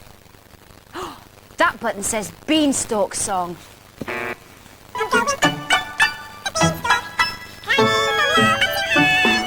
Oops, too fast.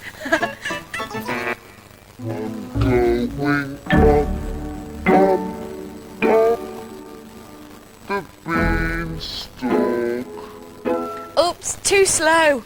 I'll try another button. I'm going up, up, up the beanstalk, climbing from low up to high. I'm going up, up, up the beanstalk, up, up, up into the sky. I had to climb that beanstalk so many times. I'm glad Mother recorded the song though, because I'll always be able to play it to remind me of my adventure. Oh, Do you remember the loud and quiet song the giant's wife taught me? I wonder if that's on there as well. Then you can join in with all the sounds in the verses.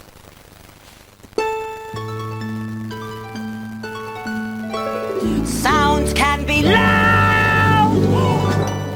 Sounds can be quiet. But sometimes there's no sound at all. Well, almost. So listen to the sound of the world all around. The music you hear every day of the year. Listen to the sound of the world all around. How many sounds can you hear? Loud sounds, noisy stamping feet. Planes up in the sky. Booming bass drum beats.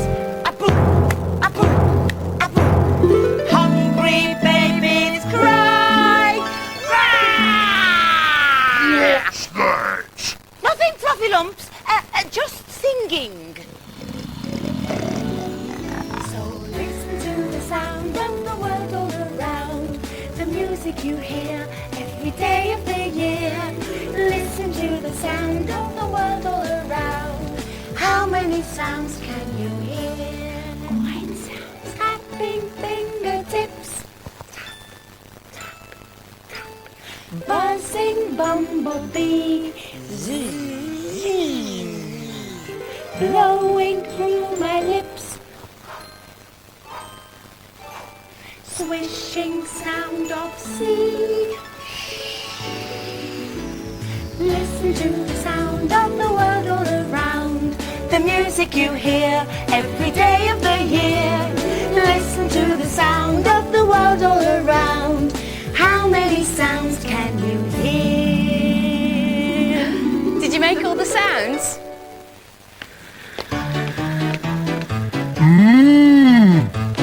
Who's making that sound?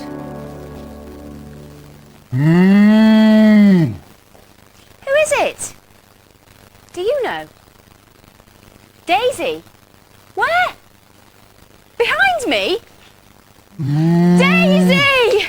Oh, did Mother buy you back from the market? I promise we will never sell you again. Yoo-hoo! Is everybody ready? Yes.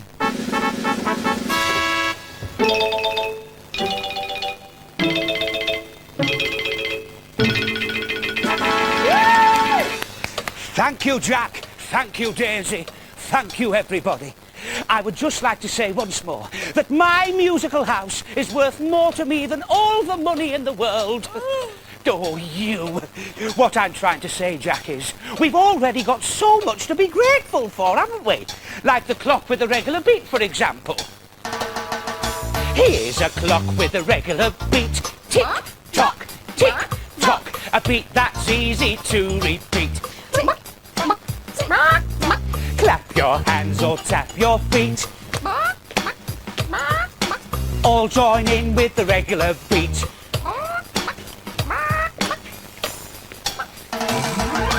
We have music all around. Chairs that make a musical sound.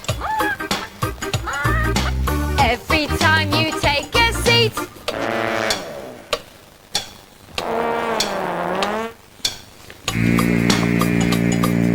Next to the clock with the regular beat. Keep that beat going. By the door there is a mat. Plays a bit of this and that. Every time you wipe your feet.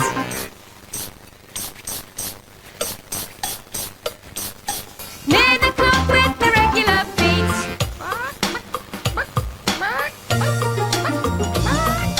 There's a mirror on the wall. There's a mirror on the wall.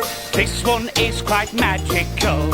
This one is quite magical. What you sing, it will repeat. What you sing, it will repeat. Like the clock with the regular beat. Like a clock with a regular beat. Over here on musical stairs. Stairs that take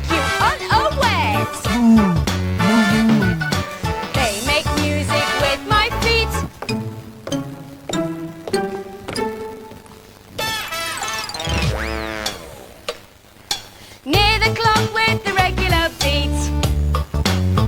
With the regular. With the regular. With the regular.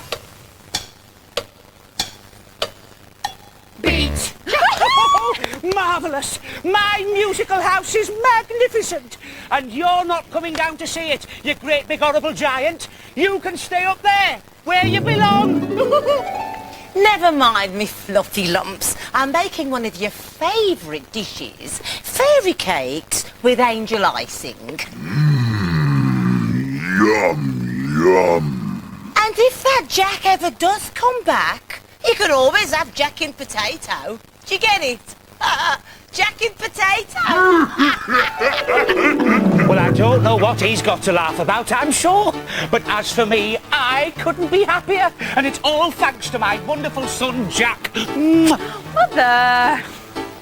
Well, I hope you enjoyed my musical adventure. And I hope you enjoyed all the music. Yeah, because who knows? Maybe one day soon you'll be able to go on a magical musical adventure of your own. Bye! Bye!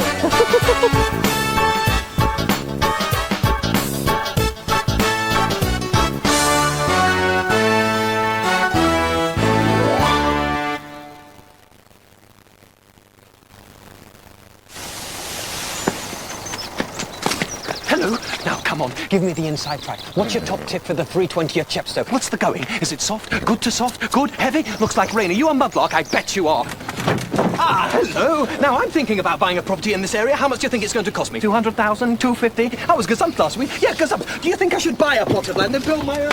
Well, you don't know any good architects here. What do you think about decking? Oh, hello. You don't know the score, do you, mate? Well, who do you think's going to win? What are the players having for their tea? You couldn't give me a leg up, could you? Ah! Oh, what are you doing? I'm a spectator. I've got rights. Judy, I'm wondering if you can recommend a good book, but nothing too long. I've got a very short attention span. I'm thinking about investing my money. Where should I invest? How do I make it grow? In stocks, shares, art? Teletext on 4 is an easier way to find information on your favourite shows and much more. Just press the text button on your remote control. Judy! Oh, Richard, now I've got your attention again. What should I do with my money? Do you think I should invest? Oh, Richard, I'm sorry.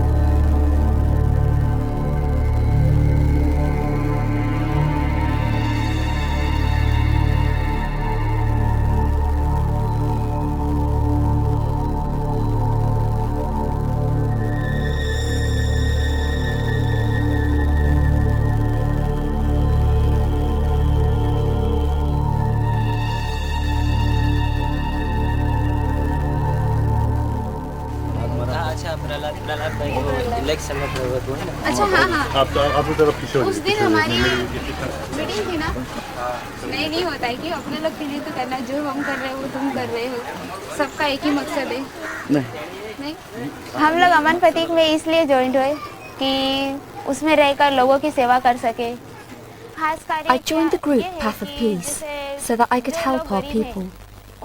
The main thing we do is to try and get poor people their rights. And we give livelihood support and legal aid to those who've been burned out but not compensated.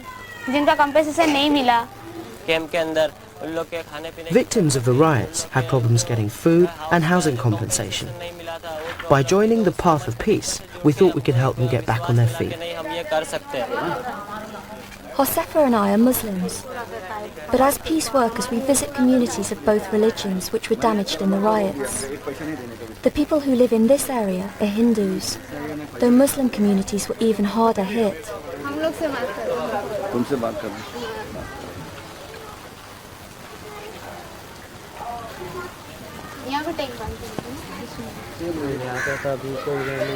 ये इनका permanent shelter है जहाँ ये लोग रात बिताए हैं लगभग 1 बरस मार्च से लोग बिता रहे हैं रात यहाँ पर इस तरह के टेंट में लोग सोते रहते हैं इवन यहाँ पर बच्चे भी पैदा हुए इसमें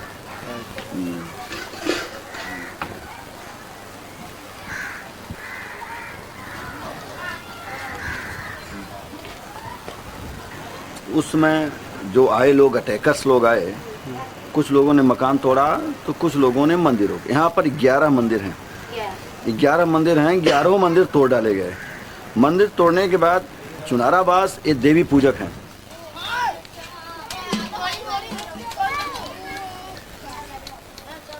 हाँ ये जो कौमी दंगा के अंदर जो सब मंदिरों को नुकसान पहुँचा रहा है उससे हमारी पूरी कम्युनिटी के अंदर बहुत दुख हो गया है क्या समझ लो कि हमारे अगर बोले मकान जला दिया तो हमको कोई गम नहीं था मगर क्या है कि हमारा धर्म को जो नष्ट किया है उससे हमको बहुत एक जबरदस्त हमको परेशानी हो गई है तो जो भी समस्या है उसके बाद आपकी क्या क्या बढ़ गई है क्या तकलीफें आपको आई थी हाँ तकलीफ तो अभी क्या है कि अभी हमारा मकान बना नहीं है हमारा मकान बिल्कुल टूटा फूटा है प्लस और क्या है कि जो सरकार से वहाँ से हमको 6 महीने का राशन कार्ड मिलता राशन वो भी बंद हो गया 6 महीने हमने खाया और अभी क्या है कि बिल्कुल हम निराधार जैसे है तो अभी आपका कामकाज नहीं चालू नहीं अभी बिल्कुल हमारा कामकाज चालू नहीं है अभी आपका घर कैसे चल रहा है We'll try to help these people to get their houses rebuilt, but we also need to understand the reasons behind the troubles here.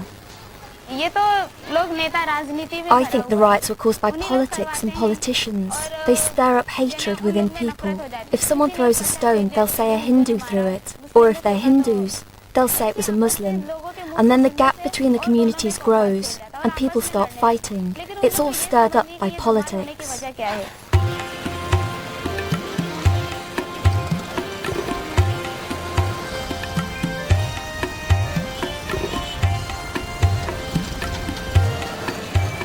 Most of the people who live here in Ahmedabad just want to get on with their daily lives and were not involved in the violence between communities. They practice different religions, but in peace.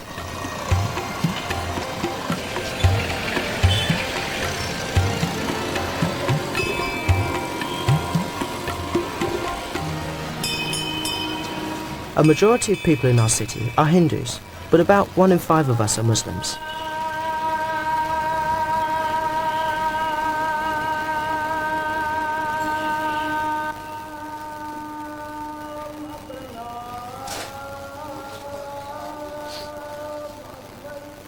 As a Muslim, I was taught from a very young age to say my prayers every day. There are many other moral duties in Islam, including our duty to keep the peace.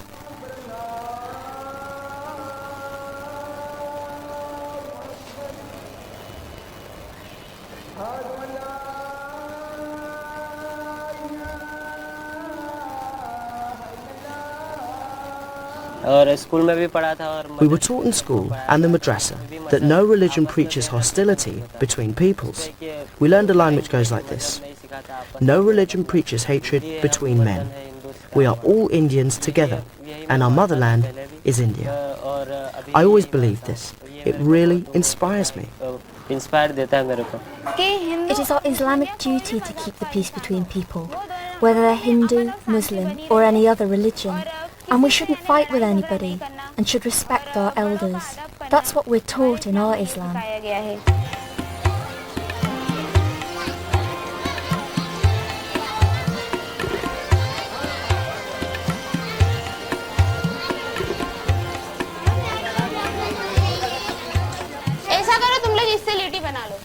Many children in Ahmedabad saw terrible violence during the riots, including relatives being attacked or their houses burned. We're working with these children to try and take some of the bad feelings away through playing games and other activities. यहाँ पर जो बच्चे जो affected The children who lived in the areas which were attacked can't get the fear and horror out of their minds. इसलिए हम लोग बच्चों के साथ साइकोसोशल की service We help these children to try and release all the terrible thoughts that are still haunting them.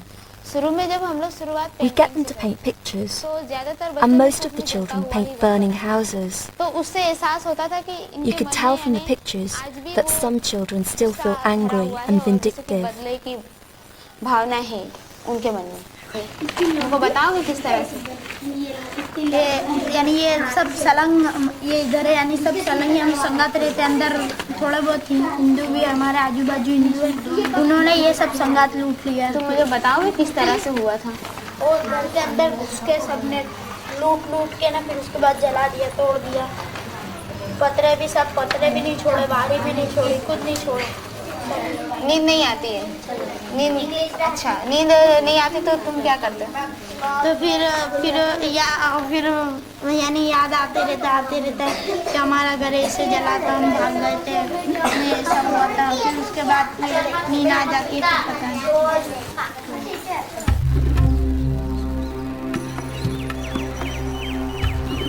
In the east of the city, they've put up a wall to separate the Hindu and Muslim communities because the hostility is so bad between them.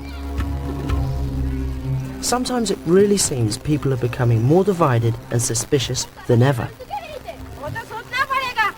But even in this divided neighbourhood, there is some hope of reconciliation. This mixed group of Hindus and Muslims are putting on a play to highlight the problems of prejudice and mistrust which led to the wall being built.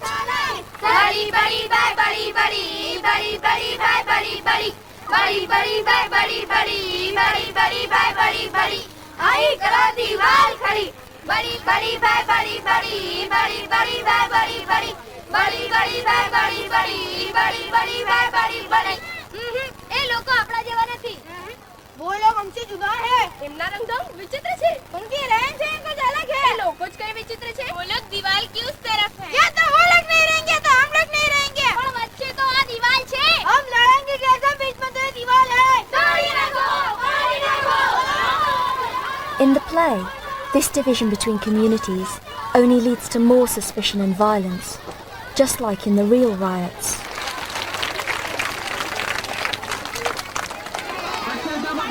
जिस तरह से हम लोग अलग-अलग हैं उस तरह से Even though people are different, they must become a bit like a family, just one family. हम लोग सब एक परिवार के हैं इसलिए वो दोनों को मिलाने के लिए हम लोग पूरी So we'll try our best to get the two communities together through festivals, attending weddings, and other events like this. कोशिश करेंगे कि दोनों में शांति बनी रहे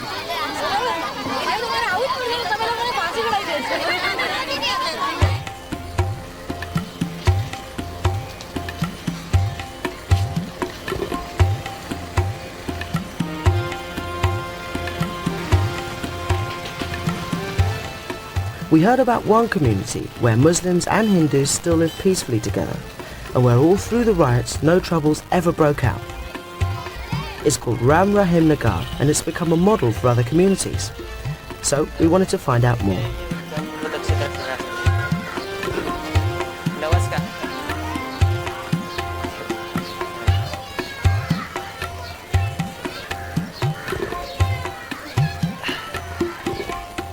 मंडल के वजह से एकता रहती है क्योंकि सबको विश्वास मंडल पे है सबका हिंदू मुस्लिम दोनों को विश्वास हमारा मंडल पे है वही मंडल वाले जब भी कुछ ऐसा होता है हम सब इकट्ठे हो जाते हैं और ऑफिस में आके सब बैठते हैं और सबको बोलते हैं कि कोई भी प्रॉब्लम नहीं होगा हम लोग यहाँ बैठे हैं हम लोगों ने ये वाड़े अलग पड़ा है ऊपर से अल्लाह ताला ने भगवान ने किसी ने ये वाड़े बनाए नहीं है हमने हमारे स्वार्थ और मतलब के लिए हमारे कुछ लालचों के लिए कुछ सत्ता के लिए कुछ पैसे के लिए हम लोगों ने ये सब अलग अलग झूठ बना दिए ये हमारे इधर का जो प्रेम है ना बहन ये जनता का ये सब भाइयों का हिंदू मुसलमान सभी कुम का इतना प्रेम है कि इस जगह पे कोई बाहर का इंसान कोई गलत काम कर नहीं सके ऐसा ये लोगों का प्रेम है इधर का और आनंद है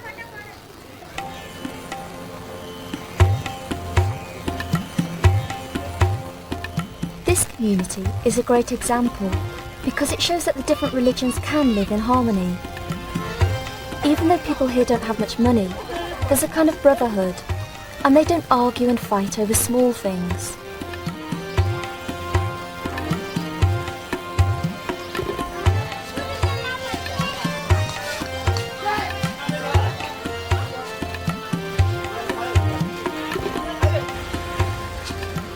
We're going to continue to spread the same kind of message of peace in other parts of the city. Already we've managed to help quite a few victims of the riots by getting them housing and medical support. कैसे हो? क्या machine चल रहा है कि नहीं चल रहा है? चलता है।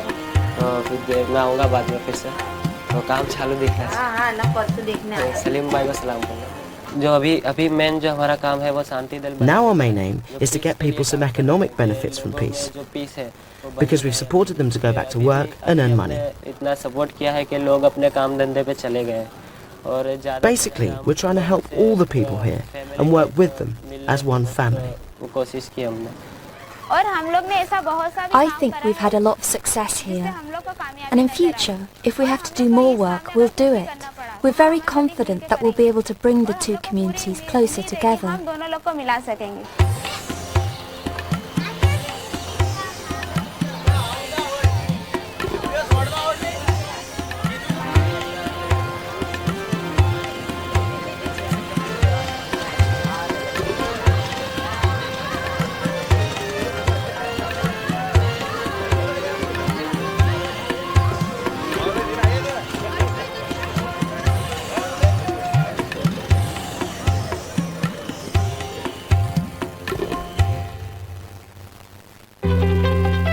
House prices have gone ballistic.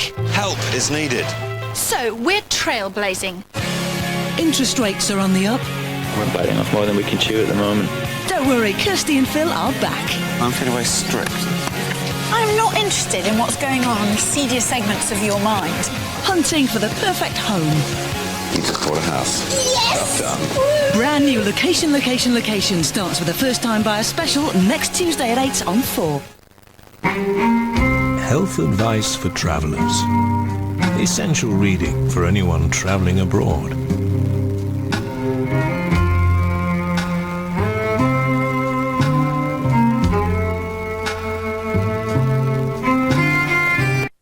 If you're going to the European Economic Area, it has an E111 form, so you can get emergency healthcare free, or for not much more.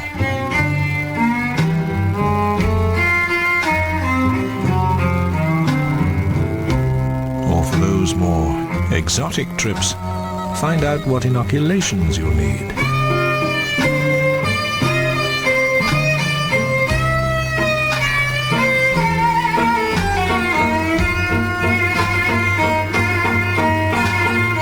So if you're traveling anywhere in the world, pick up this booklet and lose those holiday blues.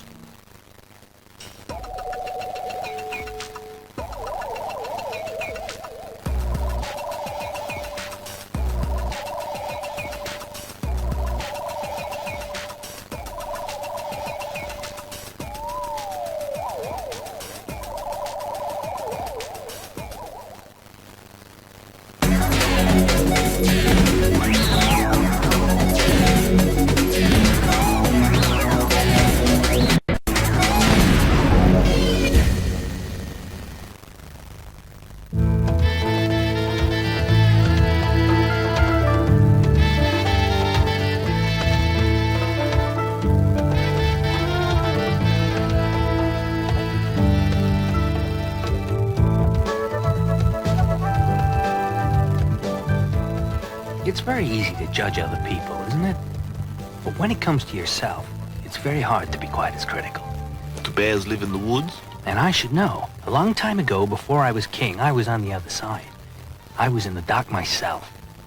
When I was young, I didn't get much of an allowance. Good morning. Morning. Could I have an apricot, please? No, I didn't get up at 5 in the morning to sell you one apricot. Yeah, pleasure doing business with you. Thief! Thief! God! He stole my apricot! Wretched students. Defendant, who claims to be the son of King David. Silence. Is accused by my friend and fellow Rotarian here, of stealing one apricot. What an apricot. And because the accused could not prove beyond all reasonable doubt that he did not poison the aforementioned nutritious item, I shall now, with the approval and permission of my learned colleagues, pass sentence upon him. Oh, certainly. Officer. Blood? Restrain the prisoner and carry out punishment. Oh? Blood? You stand convicted of stealing an apricot. You have a last request before we chop your hands off? Sir, I do have a few words. Hurry up, you haven't got all day. I travel with my father all over the world, and while we were in Kathmandu, a wise old shaman gave me this magic apricot stone. It's amazing. It grows to fruitful maturity within 1 hour of planting. 1 hour? 1 hour. I'd like to plant this stone in honor of my father, if I may. The court grants your request. Get on with your gardening. There is a slight problem. What, no fertilizer? The magic tree will only grow if the man who plants it has never stolen, lied, or cheated. In other words, he must be a thoroughly upright individual or no tree. Which means? Which means that if I plant it, all you'll get is a hole in the ground. No tree. I thought perhaps you might plant it. You look like an honest man. Good sunny position, plenty of water. I'm touched. Thank you for the honor. I'm quite an honest man, but, when I was a police cadet, I needed money to buy a new policeman's whistle. The old one just went... My father, who was quite short-sighted, was counting the meager day's takings, and when he fell asleep in the heat of the sun, as old men are prone to do, I crept up and took the money I needed. I wasn't really stealing, it was all in the family. So with one thing and another, and this and that, I think it's better I don't plant the apricot. May I humbly suggest you, Your Eminence? I would say you're the only man for the job. Such an honest chap. Thank you. It's a great honor to receive this apricot stone from a man who has had the courage to shine a light on the darkest recesses of his troubled soul, and who I'm certain will reimburse his father shortly. Unfortunately, I have a small confession to make myself. A long time before I became a judge, I was a competitor in MasterChef BC 1000 cake section. And now, on the podium, we see the three distinguished finalists. The judges are about... Oh, good heavens! I don't believe it! Oh, Michael, how did that look from where you're standing? I did win, of course, but it wasn't completely fair. So since I can't claim this honor, I'm sure your majesty will oblige and plant the pit. Huh. Well, I'd really love to, of course, but I suspect you'll find I'm not your man, who, apart from not being very good with arboreal matters and green things in general, I did have a slight lapse in honesty myself. Most unsporting, really. A favourite game of my sister's was Toss the Pip. I wasn't very good at it, but it was always such a pleasure to see her joy at winning. Your turn, Petal. No matter how I tried, it just wasn't in me. I didn't seem to have the gift for, the knack for ball games, but I did what I could. So, because of that slight transgression, I really can't do it. So you, Mr. Apricot Man, you must have a clear conscience as you brought the charge in the first place. Perhaps you'd plant the stone for us. Well, I'd love to, Governor, but I haven't always been an apricot salesman. I used to be a tax collector. Need he say more? Anyway, this stone went from hand to hand throughout the whole kingdom, and nobody would plant the stone. When they asked themselves, there was no one who felt really good enough to do it. So finally, this little brown stone came back to me. Well, this is all rather embarrassing, really, seeing as we couldn't find a single person in the entire kingdom honest enough to plant your apricot stone, including the apricot seller and fellow Rotarian. And since there was no evidence against you, we'll have to let you go. Thank you, Your Honor. I'll be off then. But there's one condition. Which is? That you take your magic stone far away from here and leave it there. We never, ever want to see it again. Seems fair. So, I always try to remember that day when I'm giving judgment. By the way, could any of you plant that stone?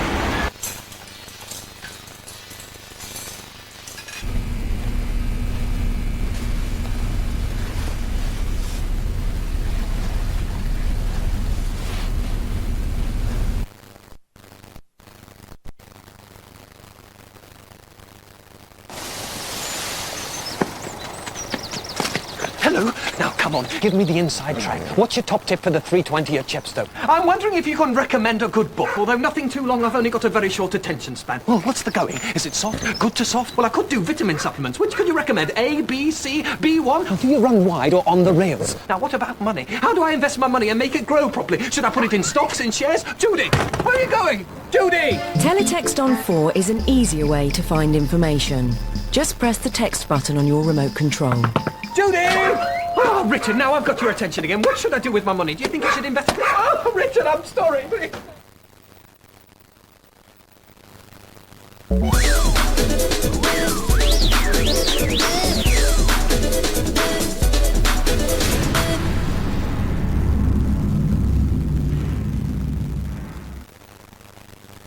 The murder of a child by its own mother. She was screaming and I just didn't know what to do. Who put the bullet in the chamber? For a murder, there must be a guilty man.